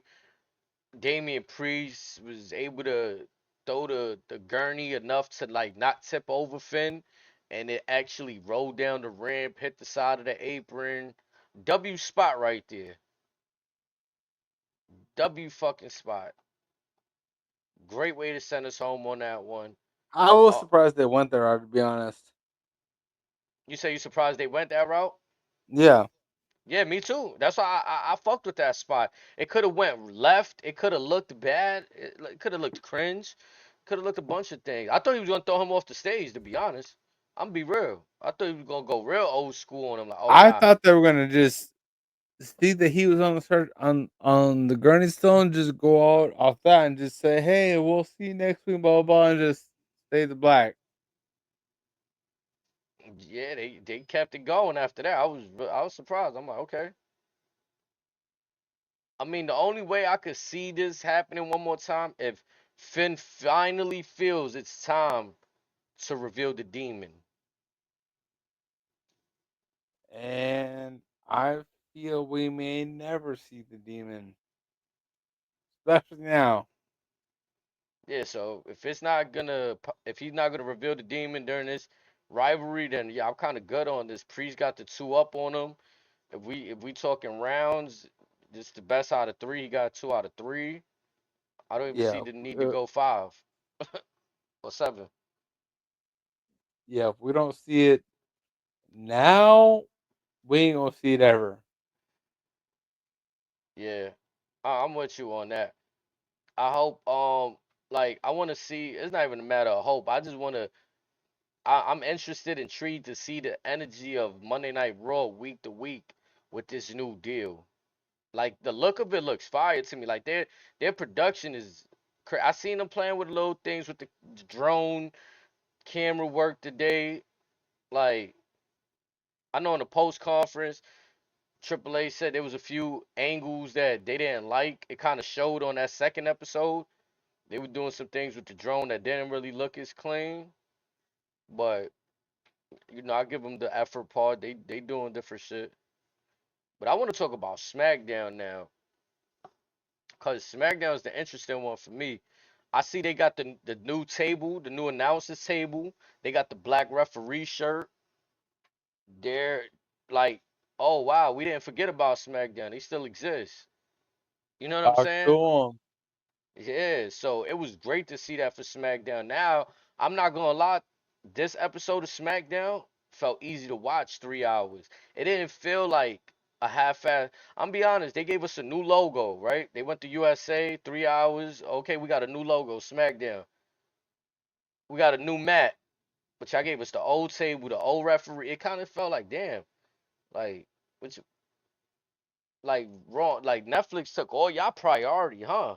Like y'all ain't care about SmackDown for a second. Understandably so. They caught us back up to speed. Felt like these 3 hours were easier to watch. Like I said, the content, all of the stuff was probably less than 3 hours, but on TV commercials, 3 hours. Ooh wee. How'd you feel about this week's SmackDown? We have Rey Mysterio. I mean, I thought before we get there, we had Joe Tess and Wade Barrett. They welcomed us to the show. You know what I'm saying? They was in the crowd, I guess, talking through the arena. I thought that was a little unique right there. And So, mhm. as far as overall time to digest for the show, I felt that the overall, let's see, how do I word this? You know how when you get the crowd on your videos that show, okay, who's gonna overall absorb the content? Yeah. That's the crowd that I felt that would have absorbed my thoughts to begin with. So about for sake of conversation, about half the audience would have enjoyed what I had to say, and then I would have just enjoyed what half of the audience would have portrayed for me to indulge on top of that. But anyways, about half of what they were doing, I'm a fan of only because it's like it's just their ingenuity about how they portray the rest of the audience, aside from them getting the usual SmackDown or Raw bag. Mhm. Um, with Raw being 2.5 hours, this being 3 hours, on the fence with, only because it's like I feel the reasons that they're choosing to go with these respective time slots are are wrong for various reasons, because it's almost like they're going with the bare minimum as opposed to what these audiences can actually produce. I'm there with you. That's what it feels like at times. So moving forward, we'll see what these audiences produce moving forward, but we can only encourage whatever they want to produce. So I don't know. I thought it was dope how they did that. They bring him in. We had Rey Mysterio. I didn't know if he's on SmackDown, what the case was, but I was surprised to see him out there on SmackDown. He's announcing himself into the Royal Rumble. He's in San Diego. He got some pop from the crowd. We get Kevin Owens come down to the ring, and Kevin Owens being weird. You know what I'm saying? He's over here talking about. I didn't know how genuine if he was trolling, but he said what he said. He wanted a dream match. against Rey Mysterio, and it'd mean a lot to him if he was the one that he chose. If Rey Mysterio won the Royal Rumble, if Kevin Owens was the champion that he chose, and Rey Mysterio had to remind him, Kevin, you're not champion. And Rey Mysterio was trying to remind him he's not trying to be disrespectful. That if he wins against Cody, he'll be more than glad to challenge him at WrestleMania. But then Kevin Owens lost it. Like, do you not see this championship? I'm the champion. Uh, Kevin Owens is funny too. He said, "Do you have bleach hair underneath that mask?" I was screaming like, "No!" And Yeah, he was trying to flame up. he was playing the role that I hate. Is that Cody under that mask? Whatever. What's going on? I have gold on my shoulder. You should want to challenge me for my gold. But And Ray being the man he is like, hey, if you want to challenge, I got you on that right there. very well put by Ray because he ain't want to stand down from no challenge. He went to the back, spoke to Aldis, and we also see Cody coming out. Ray told him to stay clear that maybe he should get some rest. He's gonna take care of Kevin Owens. We find out word that Cody's cleared to fight now. I mean, we pretty much knew this. No neck brace. Okay, so before then, I thought Cody coming out was very interesting because when he comes out, first thing he tells Ray is, I tried to talk to the doctors to clear me right there on the spot, but they chose to not do so. And I'm just like, you have an entire audience of folks that have already just done went to battle. Now you worried about this? Man, Again, whether it's Kevin Owens, Sami Zayn, whoever, y'all got a very strong case against Cody Rhodes and his general character as a man. Because what Cody's been saying as a man has been wolf tickets. whoa. I said it.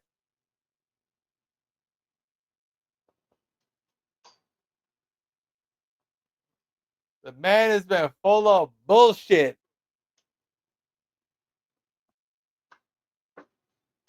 I thought Adam Pearce tweeted something. He just said is official promoting that match Which between one? Drew and Seth. But that was a For few hours Saturday's ago. main event? Nah, for tomorrow's Raw on Netflix. Oh, the street fight? Nah, the WrestleMania rematch. It's official. Yeah, I think it's a street fight, but I'm not sure.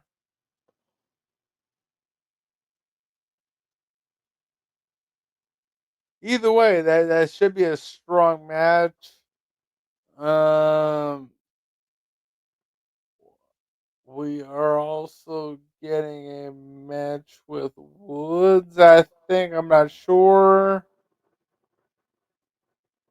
If anything, this coming Raw is gonna set up Saturday night's main event. Nothing more, nothing less. Mm.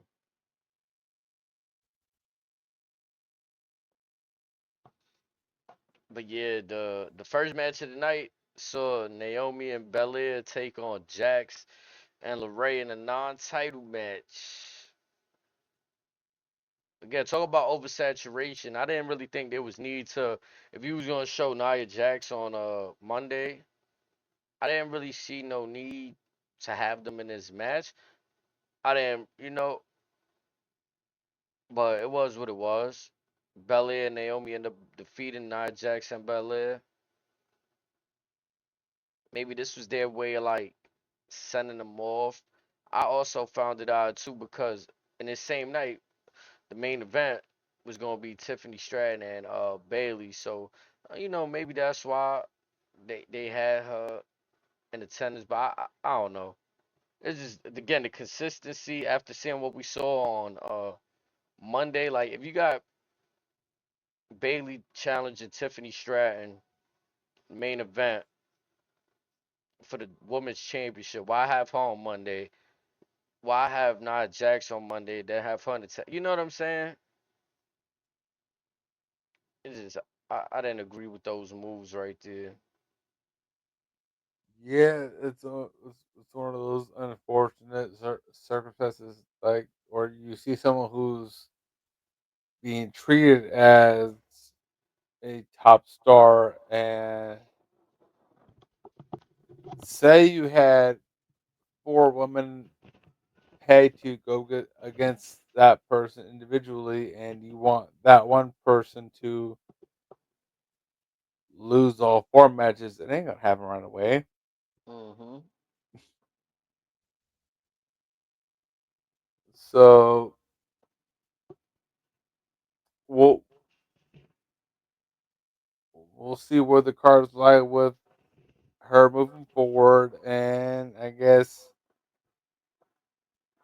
she'll be one of those that's just we'll just play it by ear. Just feel like those four are in the random spot right now. But yeah, like you said, we gonna see what happened. Jimmy Uso and Carmelo Hayes, they had a nice match, nice moment. The match was nice. Yup. I like how Jimmy like he also he's showing I feel comfortability in being in his own. Like you see how he took Carmelo Hayes' glasses, put them on. He's kind of doing fun things too now in this new role he's in. Oh, at the start of the match. Yeah, Hmm. he got his new gear, so I feel like it's coming together for Jimmy too right now. And yeah, they had a good match. And what happens in this match? We start getting some developments. This match ended in a disqualification. Jacob Fatu and Hmm. Tama Tonga attacked Jimmy, beat him down relentlessly. Man, Melo thought he had some friends until Jacob just sat there, looked at him, clapped his clothes on him. I'll want your words on this match. What happened? I said I'll want your words on this match, or at least the afterbirth.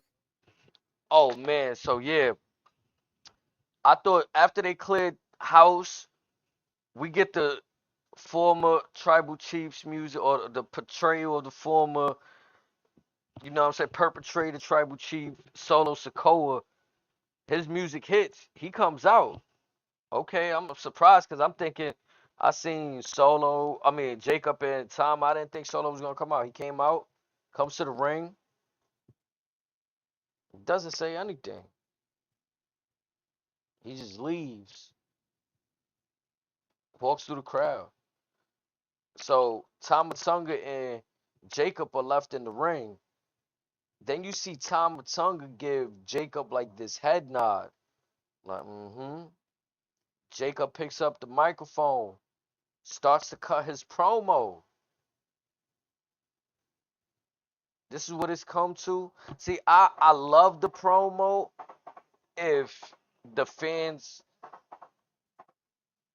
weren't behind Jacob. I feel like the fans love Jacob, so him kind of saying all the stuff like all the disrespect, I wanna in my mind I wanna say he's talking to Solo. I don't think because if he's trying to talk to the crowd, I feel like he's great on the mic, but that was an instance of like, trying a little too hard to get that heat from the crowd there. I could be wrong, but he cooked up at the end though when he said, "I'm just getting started." That was the most impactful moment from it. I felt like the in between it didn't resonate. 'Cause I feel like most of the fans love him. What's your thought? You think I'm a little off on that? Where you at with that? I think he's spot on, to be honest. Okay. Yeah, I was confused about that in between his promo. He nailed it at the end and the beginning, but again, like I said, I want to hope that he's talking to Solo because talking to the fans in story, it just doesn't make sense. Well, I haven't. That's all his promos for. We won't know who's talking to until he actually acts on it. Mm-hmm.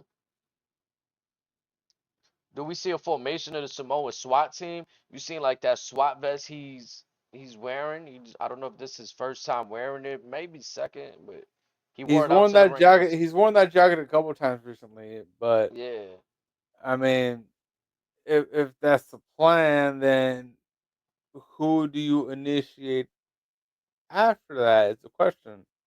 Is it a Zilla? Is it a somebody else?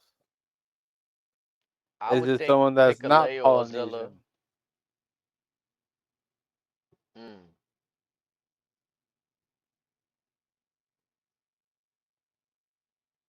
What about? I mean, I know we keep saying the same, the same names floating around, but what about like we dug down the hole before the journeys and are they still active? Have they been more quiet than usual? Well, they could be very much likely, but it's one of those like especially with Journey, like once we introduce him, is his role going to be more ecocentric towards the general consensus of what people think of the bloodline, or is it going to be similar to a Jacob role, to where it's just you act on whatever you see fit? And I think no one knows that but them themselves. So, I mean,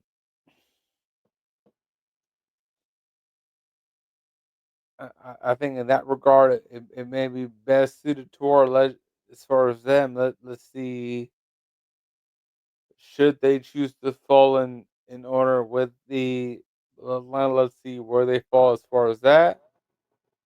But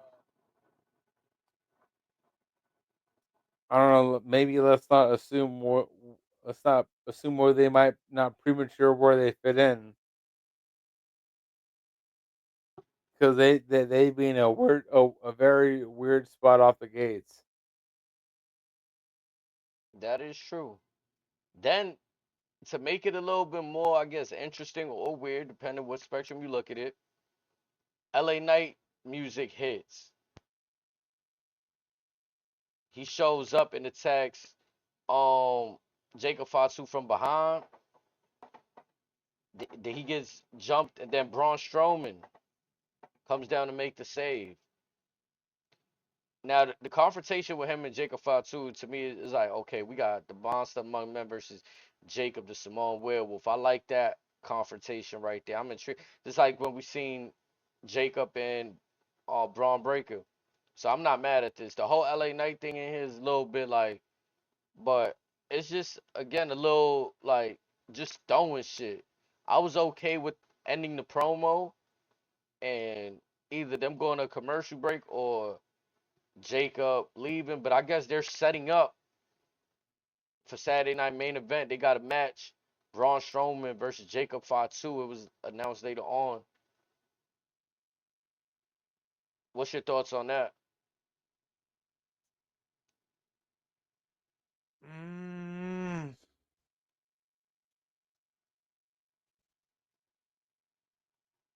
Again, for it to result in a one-on-one match, I thought it was weird to have LA Knight show up, do See, whatever. I'm Like, not.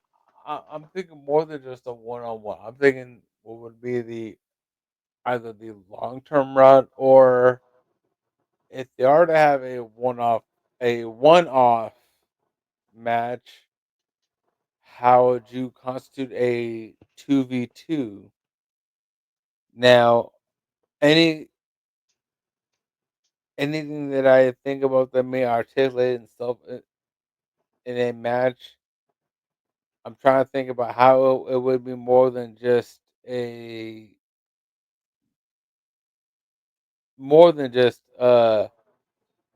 match to where it's the general consensus versus whoever. So it may be a 3v1 as opposed to a 2v2. And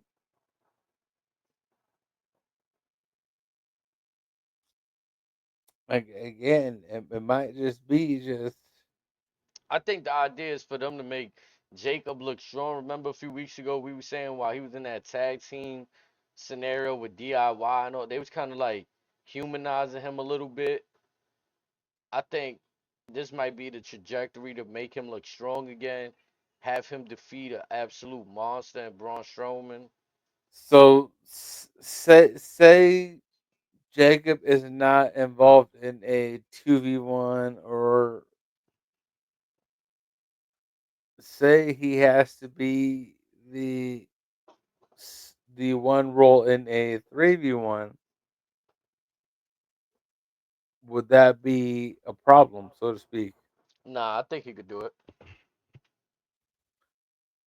Or say it's in a spot to where his how do I put this?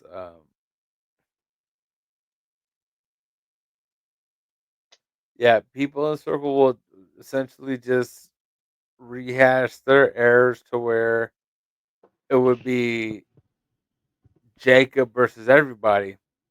What now? My question with that would be: say Jacob squashes everybody, would that be the problem? Depending who you put in there, but nah, I think they'll be alright because Braun Strowman, he's been No, injury no. riddled. I'm saying, what if it's not a WWE talent? So say, what if it's, say it's him versus three random independent talents? What if it's him versus three people from the Y6? Would it hurt them? What if it's him versus Zilla, Mike Santana, and AJ Francis? I'm not gonna lie. I think I want to see Jacob versus the Y6 now. I want to see Jacob take out Joe Gacy, Eric Rowan, and Dexter Loomis. But what would that do for the Wyatt Six? Nothing. That's the problem. They're already doing nothing by putting over Gable and Miz. Why not put over Jacob Fatu? You want to put over everybody else, right? Fuck it. But again, that's the problem. So say, what if it's Jacob? Like I said, Jacob versus Zilla versus AJ versus Mike.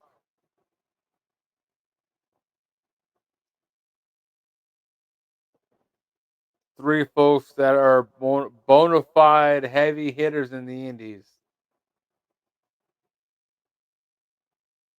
You might be able to go back. You might be able to go to something there, but I think the medicine factors of the Y6, Jacob being the medicine factor himself. Like I said, Y6 want to put over. That's the immediate solution, easier, doable. They on the roster right now. Everybody else sound good too, but it's just a long. It's a different obstacle to get there. Maybe not, but just schedule wise, got to clear TNA, Santana, all this extra stuff. Down the road, for sure. Yeah, I think those three might be in a bit of a situation right now. Yeah. But now you got me thinking though, they should really kind of maybe explore that avenue of having a handicap match with them. Well, with this new partnership, that may be in the cards.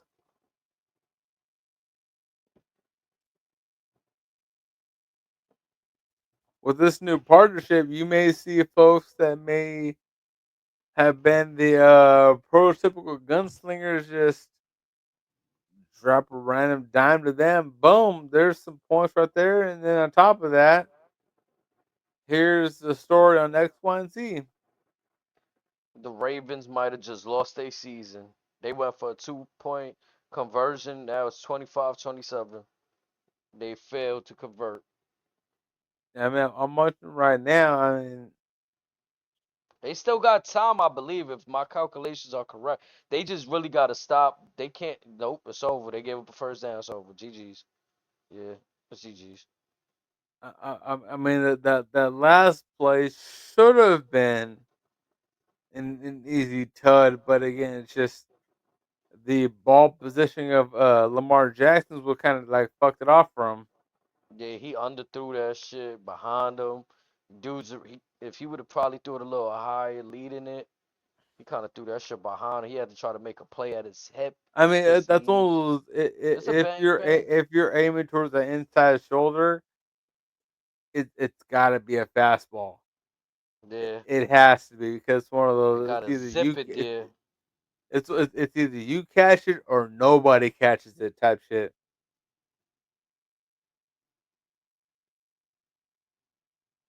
Yeah, that But might be but the case again, though. these next two plays are going to decide whether Buffalo wins it or not. But it's been a hell of a game right now. But the next match here, just to get back to the show, so we could, get through the SmackDown. We've been here for a while. 3 hours of count, y'all chat. We bringing y'all the good old stuff. Just to let y'all know we still active. We got Los Gauzes and Motor City Machine Guns. Honestly, this pissed me off. I'm gonna be real. Really? Yes, I'm gonna tell you why. Santos Escobar, he did a good job. He hyped me up. You grab him by the throats. 'Cause this is my favorite match on the show as far as Friday. That's why it pissed me off. I wanted Gauzes to win. So did I. Like I was That's telling why you, it pissed me your off, boy bro. Humberto Carrillo finally looking like a heavyweight now. Man, bro, I don't know. It's just something about this time around. I really do believe in them this time around. Like, I always seen the potential, but now I feel like they were Santos. They don't gotta really And talk. They th- good. th- this match, like not only did I see the potential, I now understand why folks think so highly of them. Nah, yeah, Humberto, I ain't gonna lie, to me, for a dude his size, he kind of remind me a little bit of a more chiseled Dominic in terms of height, how he could move out there. Like if Dom put in more time in the gym, he'll be out there like Humberto, like cause he tall and he be flying, bro. I mean, shit, he wasn't moving like that like 2 3 weeks ago. It's like, damn, Oh he yeah, just learned. Someone just told him, "Hey, you big as hell. Start doing X, Y, and Z." And he probably said, "All right, I'm gonna try that." yeah, bro. Cause I remember back, I don't know if you remember, I think it was during the pandemic when they gave him a little opportunity at the United States Championship. This is when he was Mm-hmm. very young. I seen the potential, but there was no. He was just like the term you like to say, cookie cutter. Just go out there smiling, nothing to it. Like run us down with his history, who he's related to. Okay, but who are you though? Now I'm starting to see the attitude. It's coming together. So I fuck with them. And I think like I'm not trying to shit on Motor City Machine Guns. They made their little WWE history already. They came in a second match. They won the tag team championships. What other team could really say they did that? Like, okay, we could put this Motor City. Like I'm not trying to dead them again, but I don't want to see them versus DIY forever now. Come on, what are we doing? You got the But Street also, Profits sitting in the back just watching. Like, really? Gaza just sat here and looked like, come on, bro. with the machine guns, they are well in their 40s. That's what I'm saying, bro. Like, I'm not trying to come at them because I like what they do. But like I said, they made their WWE history. They're one of the best teams in here. Y'all could chill for a few weeks. You know what I'm saying? Like, I don't Yeah, know, man. I'm genuinely curious as to where the story, not only the story with the what like out of the Phantasma goes, but the story with the tag division as a whole, because you, it seems like this week SmackDown put an immense amount of focus on the division, but You also have guys to where yeah you can weed out, but which ones are worthy of weeding out is the question right now. You asking just in tag team or just in general? Just the tag division as a whole, because like I said, I'll be on. there's a Yeah, crop of guys to where you could afford to weed them out, but now you're gonna know to where who needs to be weeded out. like I think the beautiful thing about when you got a team like the Bloodlines, I'm gonna say Bloodlines, both. Any given moment, you can have the Usos out there as competitors. You can have Jay and Sammy, Jimmy and Sammy, Jimmy and Roman, right? Then on the other side, you can have the Tongans, Jacob and Tama, Jacob and Solo.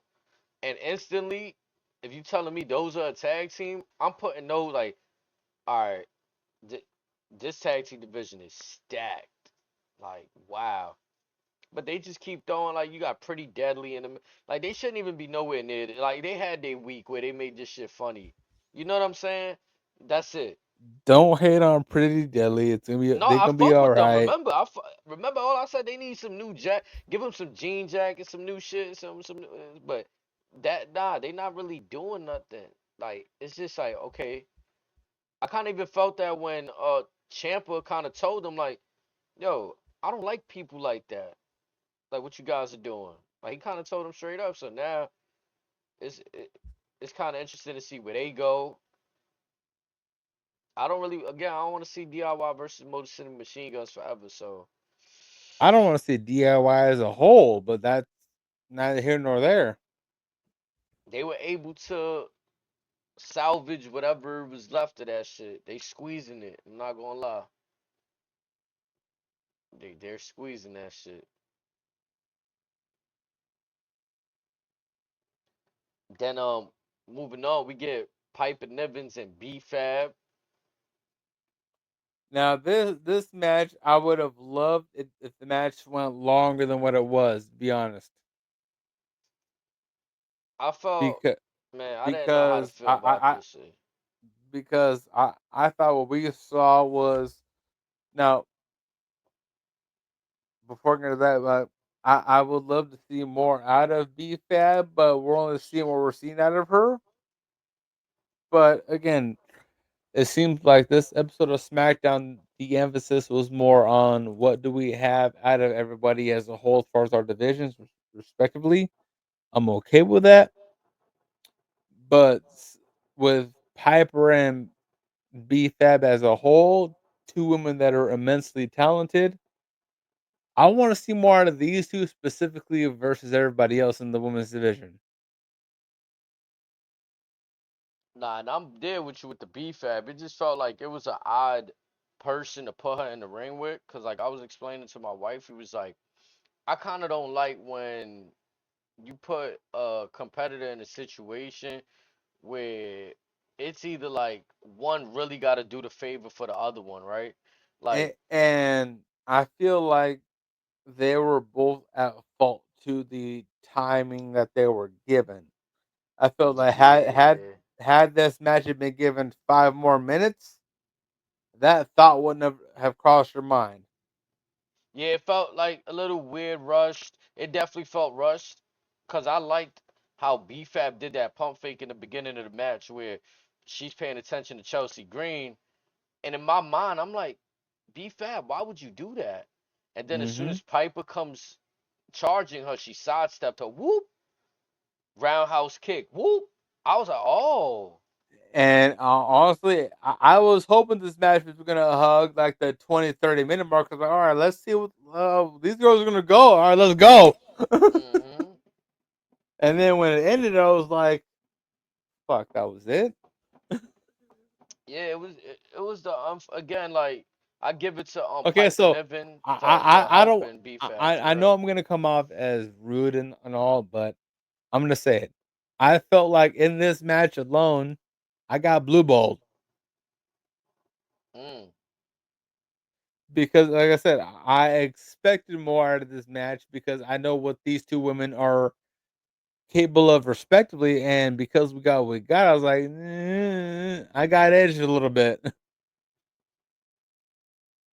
I think we setting up for a situation. I think we all see it where we setting up for a situation where Piper Nibbins versus Chelsea Green down the road. But which is fine, but it's like again, this match right here was looked like something special. So it's like, what the fuck happened here? yep, I was gonna say, and then with the like they adding like BFAB got some beef with Chelsea Green that's kind of not resolved. So they still, but the one that I love Michin, but why she always gotta like be the savior? It's kind of like I'm not looking at that. I'm looking at just like BFAB coming off like, okay, when Homegrown come from? Like we right, didn't like. like where was old girl a couple weeks ago? Like what the fuck? So But right yeah, the now timing I was got on Genesis and it is Josh Alexander versus our boy, this is the King of New York, Mike Santana. oh wait, should be a goodie. Other mentions throughout the show: Kevin Owens refused to sign the contract that Cody Whoa, refused to whoa. sign. Okay. So again, he didn't refuse to sign. He all he said was, "I ain't signing unless Cody signs it." Yep, Cody said, "I ain't signing unless KO signs it." yep. So they So playing it all back and this says, forth you know here. what? All this is fuck it. Next week in San Antonio, Texas. If y'all want to be that bitter about signing a goddamn addendum, all right, that's cool. But y'all two will sign this contract, and mediating said contract will be none other than the man known as the showstopper, the headliner, the main event, the icon, the Hall of Famer, the Heartbreak Kid, Shawn Michaels. Ooh wee. When Shawn music hit that, it's gonna be crazy. Uh, KO, you done fucked up now. And that's the championship Shawn done held. The one that he's portraying, he's so-called champion of. Kevin, you done invoked the original crash out. Let's just be honest. Mm. Okay, again, if you invoke the Heartbreak Kid, you better be ready to act the fuck out because if not, sweet chin music gonna put your ass to sleep. You ain't lying about that. I can't wait for it. I was surprised to hear the announcement of Shawn Michaels gonna be mediating that contract signing.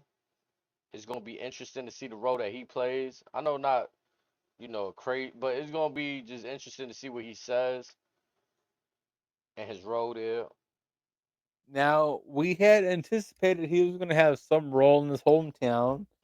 This seems rather appropriate. So let's just see how the kid gonna act out.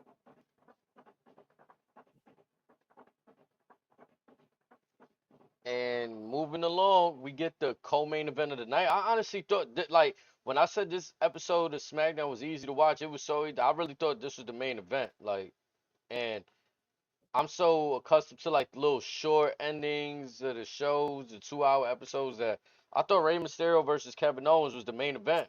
You I'm so forget it's 3 hours, huh? yeah, and I'm so accustomed. You know how the opening segment sets up for the main? It was kind of like, so I was like, oh, okay, we getting some Ray, Kevin, and forgetting we got. Now we didn't get to this earlier, but Ray felt some type of way that on how Kevin was talking about him and shit. Mm, He's basically tell him, "Hey, you could talk. It's cool to talk about all you want, but again, you in essentially my city, you in my home. The fuck you talking about?" nah, you ain't lying though. And I don't know. I thought they put on a good match. Oh, no, I'm not trying to say like, oh my God, it was a great match. No, no. I thought it was for them. They did what they were supposed to do.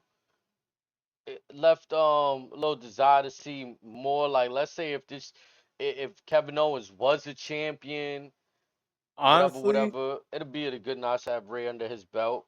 But since I'm none of that, surprised Dominic didn't chime in only because they were in San Diego. mm, Because they were there, because Aaliyah Mysterio was sitting ringside, I was willing to bet bottom dollar that Dominic was gonna just interfere. So like, say Ray brought out his shit, whatever, and all we hear, and then as Ray breaks in the table, whatever, then as the table goes in the ring, we hear Dom's music or something like that. That's what I was waiting on. But overall, the match was honestly a little clean for my liking, which then made it a little obvious. Again, that doesn't take away from what they did in the match because the match was fine, but it's just like, compared to what we've seen beforehand.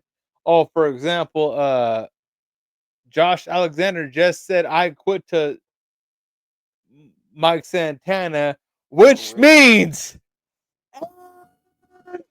new world champion. come on, Mike, let's go, boy. Talk to Pride right him. there. Pride right there. Pride of The Puerto pride of New Rico. York. Let's go, The baby. pride of the city. Mhm. Mr. New York Weekend. Mike Santana, The baby. new TNA World Heavyweight Champion. Mike Santana. Oh, Talk to fucking him. we. Nah, oh, we. Man, Oh, Yeah. man, I'm getting choked up as I'm talking about this. He fucking betted on himself. He Real. grabbed the mic already. Let's see what you're talking about. Because the way I see it, this man is the new world's heavyweight champion. I don't give a fuck what no one says. This Josh Alexander said I quit.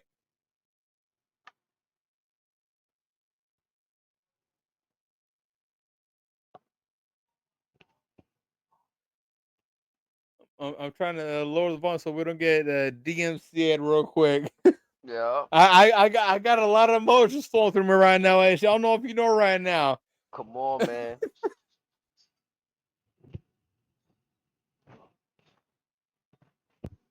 All Santana is asking for just for Josh is just, hey, give me your hand, shake my hand like a fucking man. I got you this match. If you want to run it back, it's good. Fucking right. Now, mind you, Josh Alexander is essentially a free agent right now. We could very well see these two faces lock horns at the Royal Rumble in a couple of weeks. Ooh, wee. In the Rumble. Now, the question is, will they give Mike Santana the belt?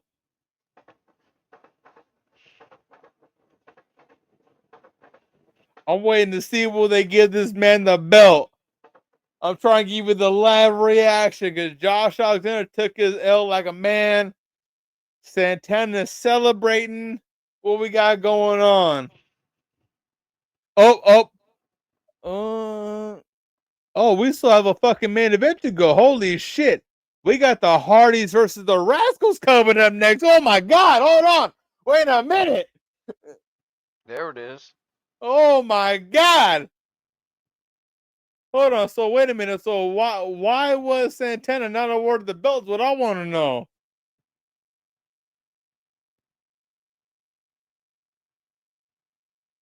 Because Jeff Hardy, this is a man that's been stating that had he not had the health issues, the medical issues, whatever, so to speak, that he would be bigger than John Cena ever would be. You also have the Rascals that with Trey Miguel, with Mr. Spider Man, that these two are. You have two of the best tag teams we have walking God's green earth today. Zach Wentz, Trey Miguel versus Matt and Jeff the Hardys. This is going to be something special. You have the past versus the present, but the present also equals the future. All four of these men have ties to WWE. All four men could easily have a cameo in this year's Royal Rumble. Oh my God. HD, I have goosebumps right now. I have chills going down my spine right now. I can't even talk right now. Also, as Tony Khan likes to put it, this is a first time ever.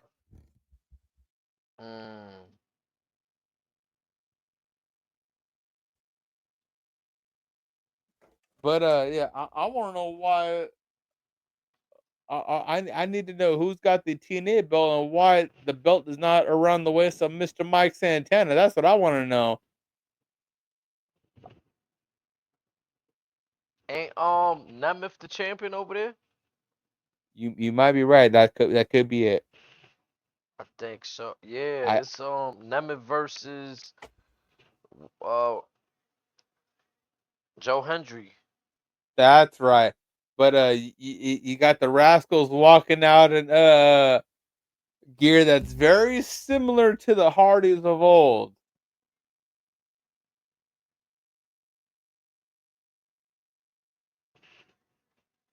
See, this is why you and I work as a team.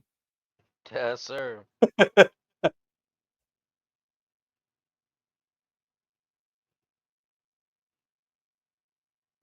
I'm not gonna lie, Zachary Wentz has put on some size.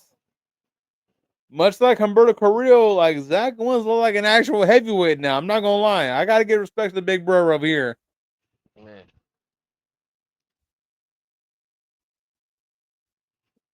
Cause between him and his girl Gigi Dolan, I mean Zach Wentz been putting in some work by the looks of it. But also, what blows my mind is that the Hardys own that theme that they had before they left WWE. You know the theme I'm talking about, right? That Nah. little. Oh yeah. The one that they showed in AEW with? Yeah. The Matt and Jeff, they own that theme song. That's fine.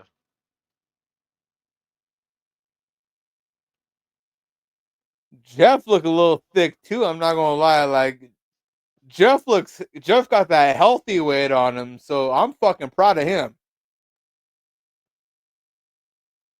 Jeff got that healthy weight. Jeff got that healthy energy to him. Let's fucking go. Hell yeah. Just one of those guys to where anytime when like he is healthy, and you know when he's healthy, like you can't help but be happy for him. Nah, I could tell when he was doing those interviews and shit, recent ones. Even Matt, like you could see in his face to where like his face looks full. Like I said, they look healthy and they look happy.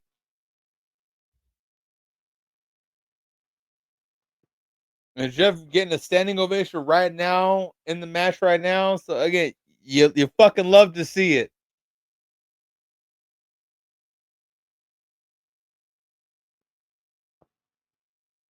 Rascals the Heart is adhering to the code of honor, which means that before the match starts, both teams they shake hands and basically just saying, "Hey, may the best man win." Oh shit! Nathan Frazier and Axiom have just crashed this match right now, so they'll be sitting at ringside. Wow. It's already happening. Oh my god! And they both have chairs in hand. Could that mean they will be sitting and watching? Will they be interfering? I don't know. But this fan base is going absolutely ballistic. And Nathan Frazier and Axiom are right by the ramp. they're showing their NXT tag champions. They just say, "Hey, we'll be right here. We're watching the match. Y'all throw down." Oh my fucking god! Let's go. Ooh, fucking we. Nah, they going crazy. And is it just me, or do these NXT titles look a lot bigger than what I remember them looking at? Like,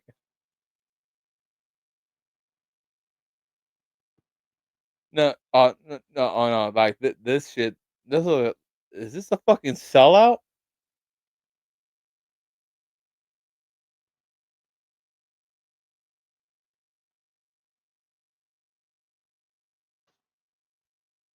Yeah, this might be another sellout for TNA, Oh shit. which means this would probably be their like seventh or eighth consecutive sellout. And the fact that it's the Rascals versus the Hardys, it's like again, ain't nothing bigger than that. I don't know what the car for this show is.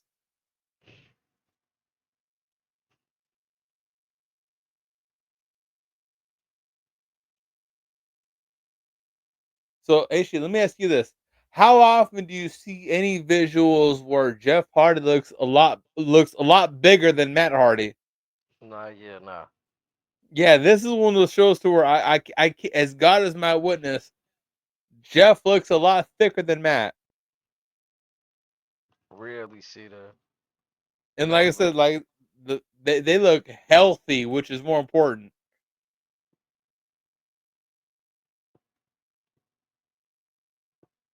Jeff just got a standing ovation. Man, you know when this man is loved.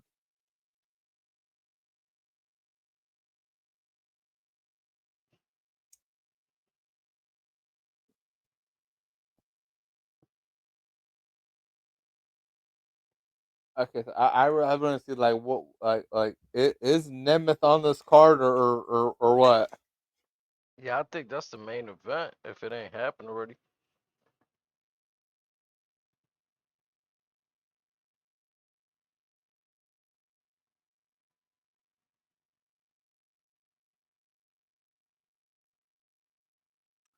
No, Nemeth and Hendry is the main event Mm.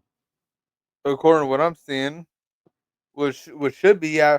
Honestly, based on where we're at on time and shit, there should be at least one more match before the main event.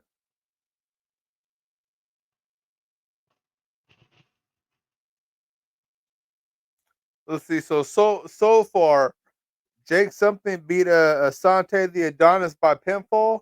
But remember, Asante's an NXT guy. You got Frankie Kazarian beating Leon Slater. You got Moose beating Ace Austin for the X Division Championship. Eric Young and Steve Macklin beat Eddie Edwards and Brian Myers for the tag team titles. Yeah, Jody Threat and Danny Luna beating Ash by Elegance and someone else for the Knockouts Tag Team Championships. Jordan Grace lost to Tessa Blanchard. That is a big one. And then we got Mike Mm. Santana beating Josh Alexander in a night quit match. After this, we got Masha Slamovich versus Rosemary. And then we got Nick Demis versus Joe Hendry. So, folks, buckle up. We got some shit popping off right now. Let's fucking go. Ooh, wee. That's Because fucking in the crazy. Masha Slamovich match, there is allegedly going to be a heavily NXT influence in that matchup. Folks thinking Roxanne might interfere, folks thinking that someone else from NXT might interfere. Shit is popping off. So, my brother, we have jumped right into the meat and potatoes of the situation at that.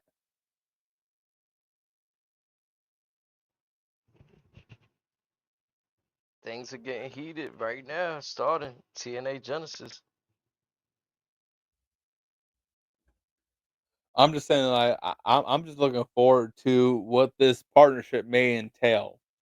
Because again, this is a promotion that I've been a major fan of for over 20 years. Again, I was a fan of. So let me tell you this real quick.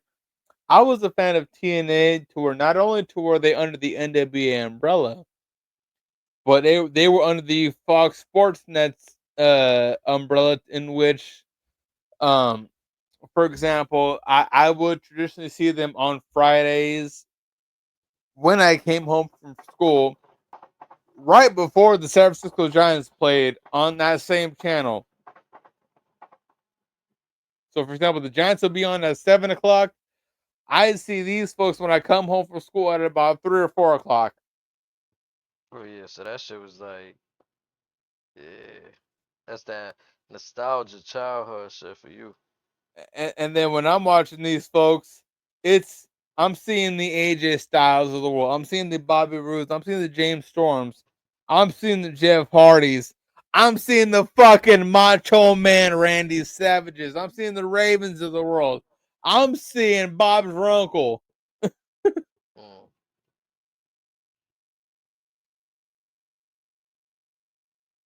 Like when I was watching this TNA, you, I'll give you three guesses as to who the world champion was when I started watching them. I'll give you three guesses. Go ahead. Kurt, Nope. Way before Kurt. Christian, Nope.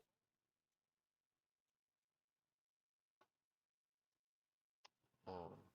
The man I was seeing with the Abyss, 10 pounds of gold was none other than our goat, your favorite wrestler's favorite wrestler, Ron the Truth Killings, I'm screaming.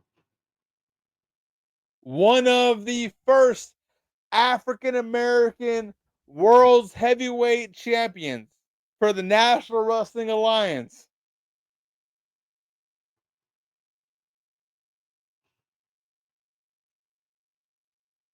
It's fucking crazy, huh? Hell yeah.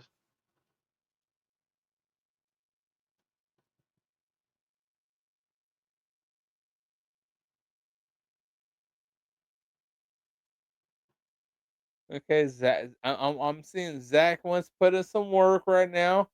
He just caught the hot tag.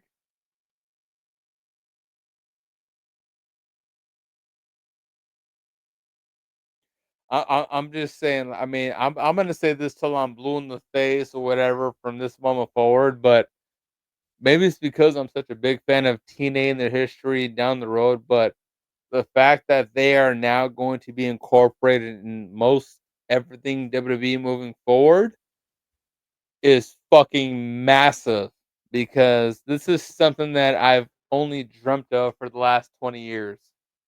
And now that it's actually happening, words cannot describe how happy I am for this to actually be a real thing. And now, again, HD. I'm literally fighting back tears right now because of how monumental this uh, brotherhood is going to be between TNA and WWE. Because again, like I said, I've wanted this to happen for so long. It's actually happening now, and again, to say the sky's the limit is literally just a cop out at this point, because I know they're going to be soaring miles past where the sky is. Nah, I already know that too. Facts. I can't I wait to said see. I've watched The Naturals, America's Most Wanted, Beer Money, Fortune, the the Dudleys, the Hardys, from AJ to Bobby Roode to James Storm to Bobby Lashley to Eric Young to Team Canada. Like you fucking name it. Like I've wanted this to happen for so long, and now that it's happened, it's happening. Like my body doesn't know how to exuberate said emotions because of what's going on and what I'm witnessing. History. It is.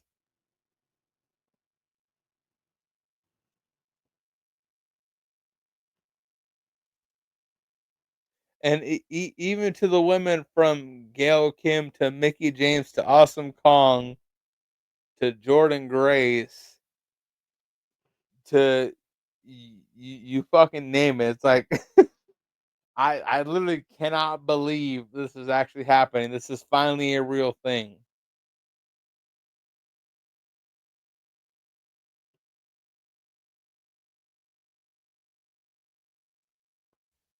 All I can say is, again, with all due respect, I wish AEW was not a thing. Now you can take that however you want. It's just given who is on their respective roster versus who's available now in today's day and age. I wish they weren't a thing because that would make the pool for this new partnership to be that much more of a oh my god type of deal.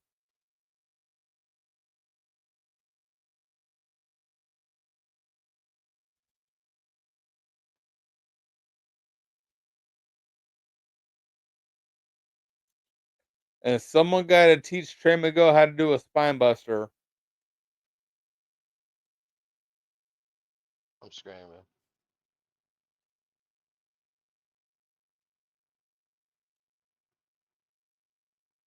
Oh wait a minute, the hardest of the current tag champs. Oh shit, Yo. I had no clue they were the current tag team champions.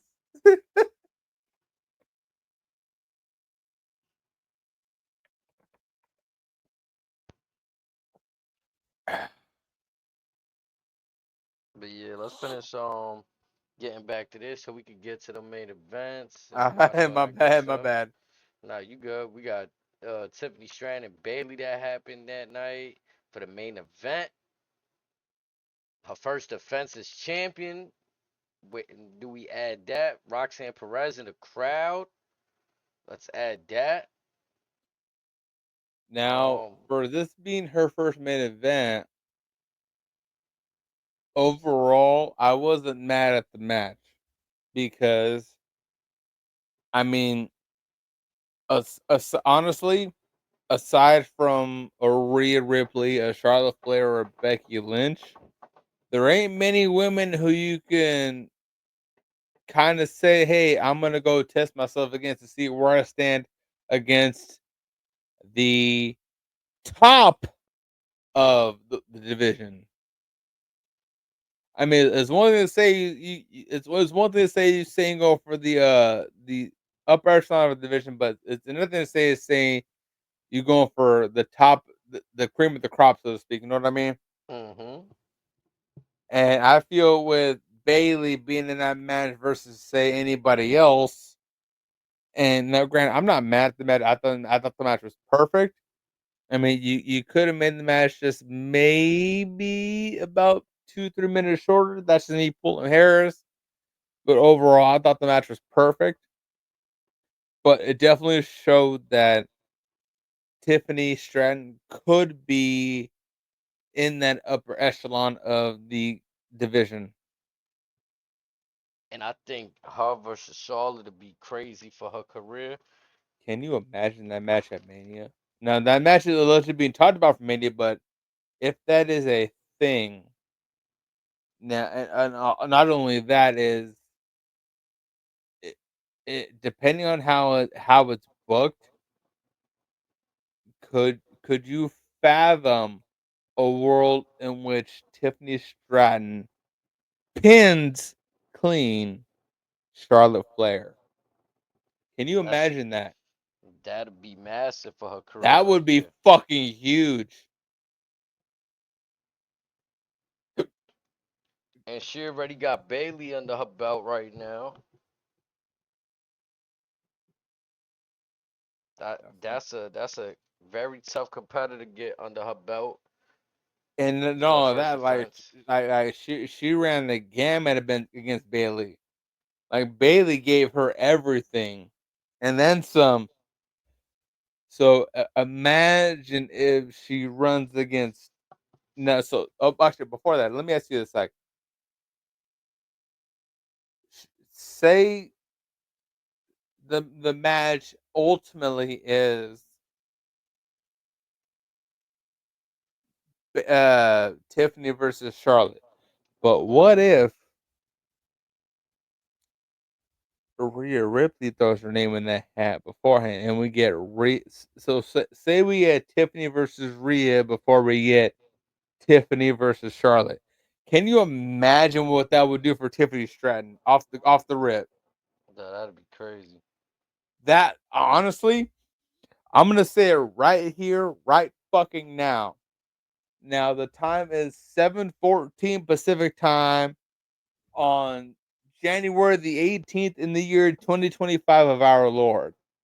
If you have Tiffany Stratton beat Rhea Ripley clean before beating Charlotte fucking Flair, I'm gonna say it right now. That would put Tiffany Stratton on some fucking Gail Kim status off the rip. Mm. On the Gail Kim stratus, on the Mickey and James stratus, on the Nikki Bella stratus, on the Trish Stratus stratosphere as the goats of fucking goats. If that were to happen, say Tiffany beats Rhea and Charlotte, you ain't got nowhere else to put her butt on the fucking goats. Tell me when I'm fucking telling lies. Nah, you got it there. Like that would be monumental. To where I don't even think Tiffany realizes how big of a deal that would be.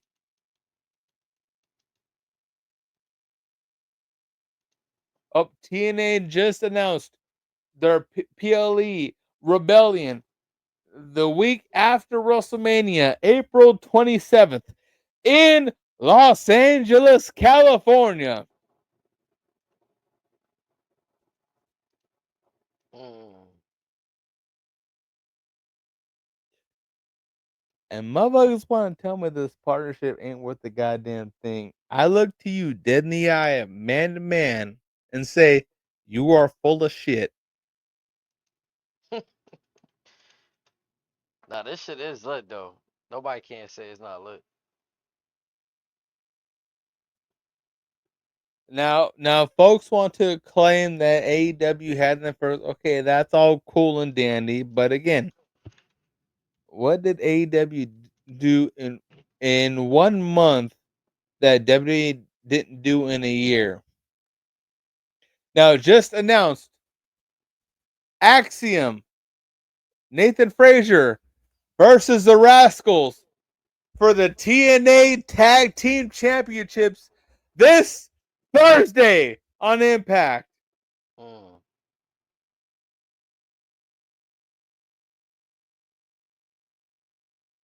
Again, what has AEW done to influence this partnership? Mm.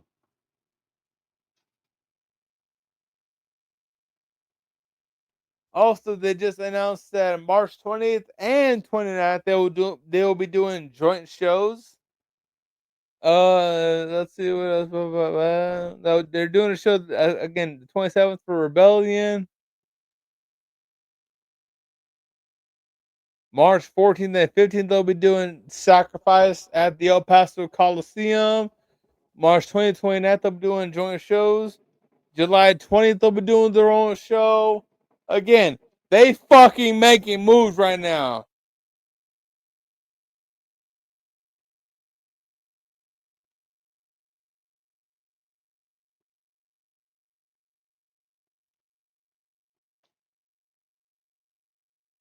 All this vignette's fucking tough. So That you vignette was know, right? fucking tough. So AC, are you watching the live show by chance or no? Nah, I'm trying to get it. Okay, so they just did the layout for the upcoming shows, and then it on the same format, it transitioned into the vignette for Masha Slamovich and Rosemary, Mm. and then they're showing Deanna Purrazzo, they're showing Mickey James, Jordan Grace, and some other ladies in this vignette. Bro, this shit looks like a fucking like movie vignette. That partnership. No, I'm dead ass because again, it's more so the quality of the camera angles. You know how when you're on the camera and you get like that perfect angle and shit. Mm-hmm. Yeah, they got about 12, at least 12, 15 angles about the tour. You know they got like the perfect angle.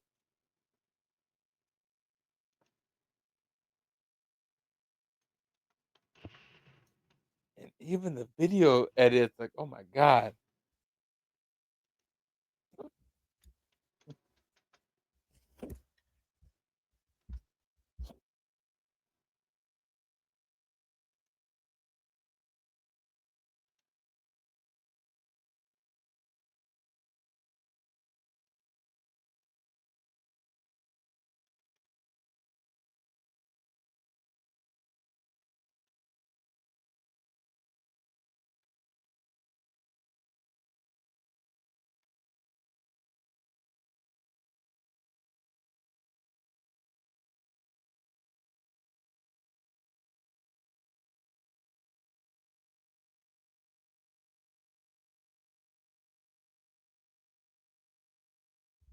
And Rosemary and Masha Slamovich, these two ladies are fucking money.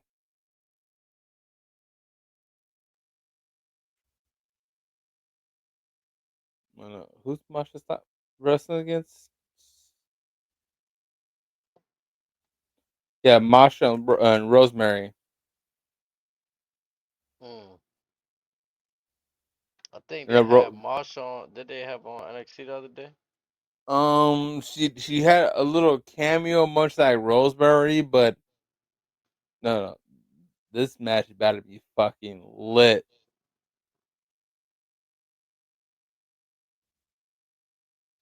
Rosemary borderline a TNA original at this point.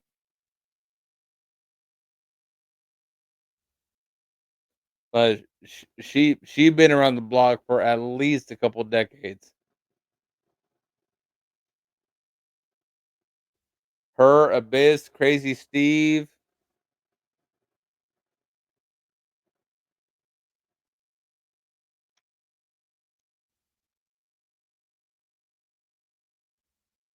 Hold on, is this a Monsters Ball setup?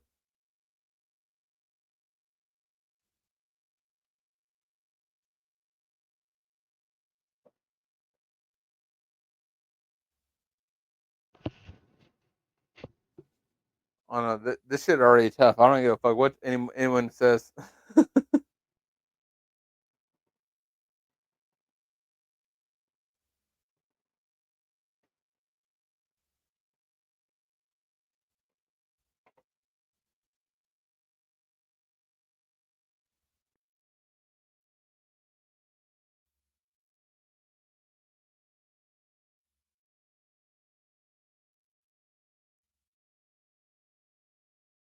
Then you got Masha Slamovich from Moscow, Russia, fresh off her beef with Jordan Grace, who has been known to throw down in hardcore matches, so to speak. This is gonna be a fade right here.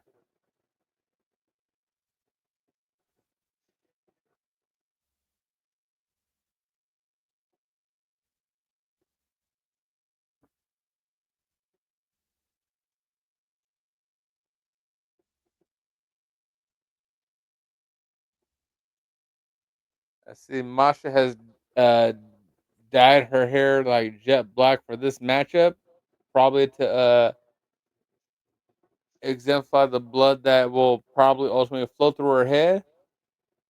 Hmm. they got a staple gun being held above the ring. What does that tell you? Yeah. They about to get active right now.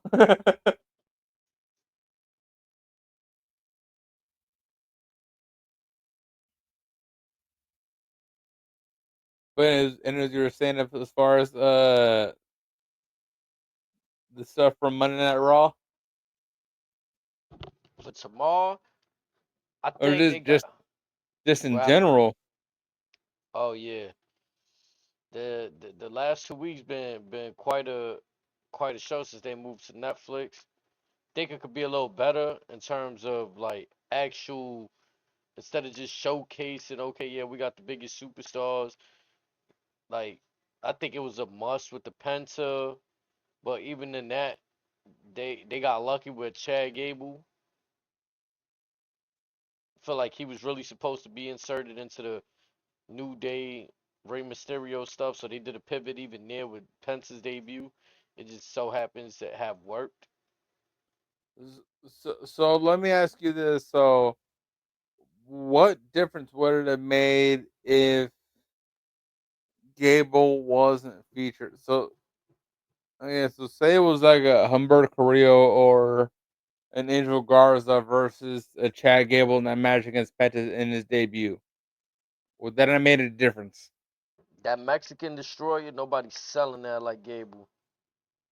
Well, again, we'll never know. But my question is like, Has anybody would ever to this day sold it like Gable? Mm. That man Gable's incredible. Masha just hit Rosemary in the armpit with with a staple gun?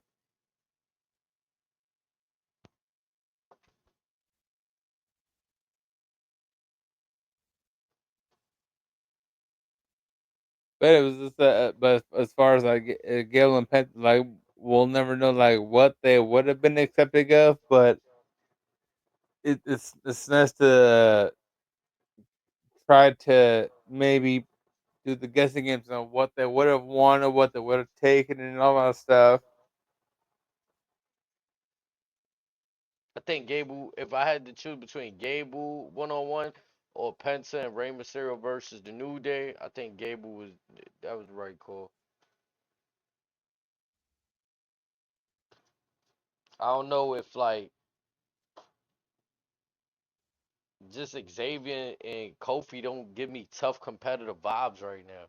Gable's a perfect bad guy competitor to just keep it rolling with. Well, I'm just saying it wouldn't have to be in lines with what they were trying to do. It could have been a some random shit, but again, like I kind of see where you're going with as far as like the stuff with the. Let's just say for the Mist, for example, like yeah, that one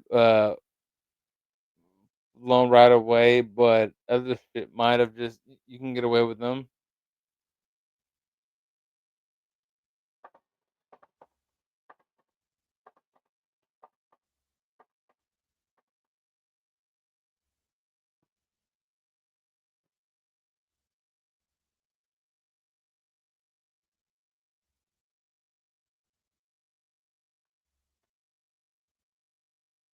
But yeah, I'm about to get some food and all that. That was it. We did the weekend review right there.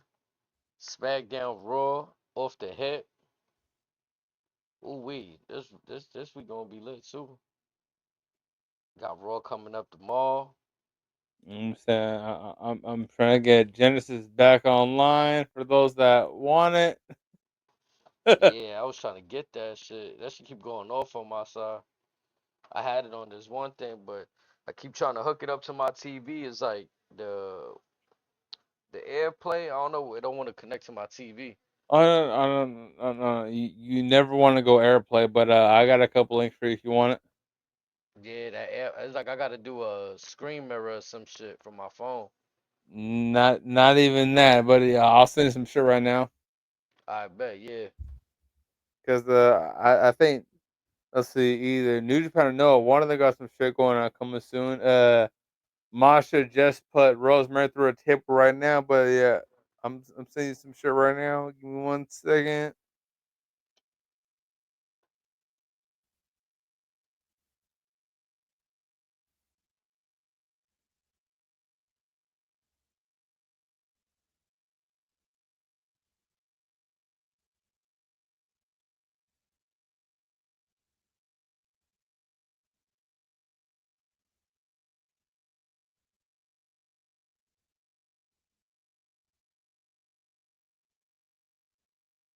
Yeah, I just sent you two links that are almost like 99.99% guaranteed to work for these two shows right now.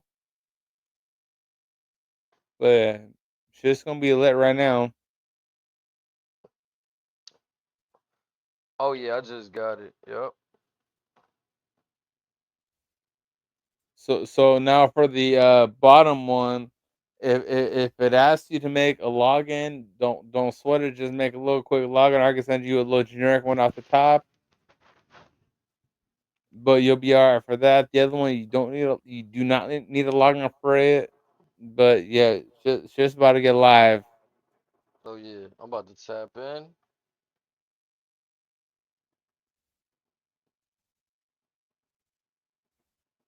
But yeah, but as we wind down, you got any teasers or, as our wise man will put it, any spoilers for tomorrow? Nah, I was trying to see what I could find. I don't really see anything. They trying to keep things. Well, Cl- one of the big matches is Drew versus Seth, Yup, which is confirmed. and then another one I think is what's it called? Honestly, I think that's the only one confirmed. What the fuck, Rosemary bring out? Oh, this bitch brought out Daphne.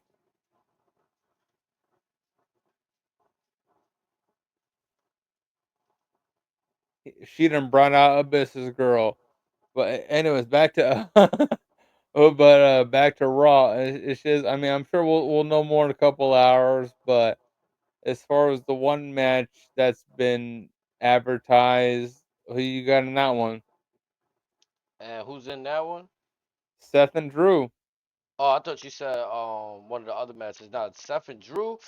I think Drew got that. I'll be honest. I think Drew gonna make Seth see the way.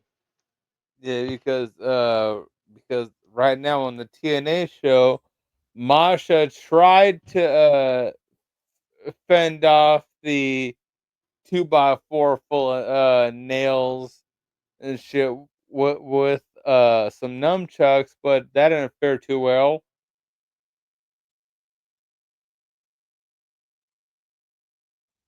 Yeah, I peeped it. Oh no, she done brought out the red bag. What we gonna see now on the ramp?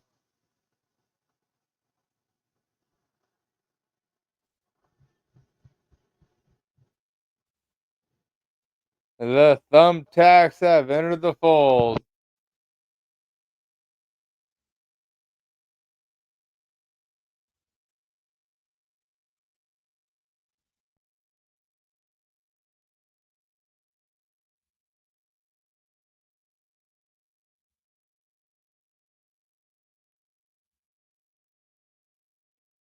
Yeah, but aside from this, who you got in the main event between Nick Nemeth and Joe Hendry? I got Nick. Uh, I do too, but I wouldn't be surprised if Hendry steals a win. Mm, that'd be some. I think his time, his hype. I don't want to say it's over, but like it fizzled a little bit. It'd be weird to put it on the championship on him right now. But also it's like, so say Nemeth wins, it's like, what's stopping you from playing his music in between matchups or whatever, or just hyping him up during the shows and playing music and shit. Granted, it's a whole different song. He's a whole different character now, but I mean, if you have a mutual partnership and he happens to have history with the said old regime, what's stopping y'all from showing him love?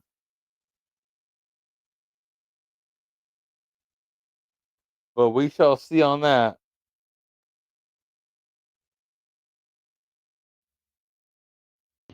Yes, sir. Chat, much love. We're gonna play that song for y'all. Hit that QR code right there. Keep up. Stay locked into our Twitters. I'm pretty sure Ray's gonna keep us with the updates, what's happening in that main event. Oh, you know this, man. Come on, there you go.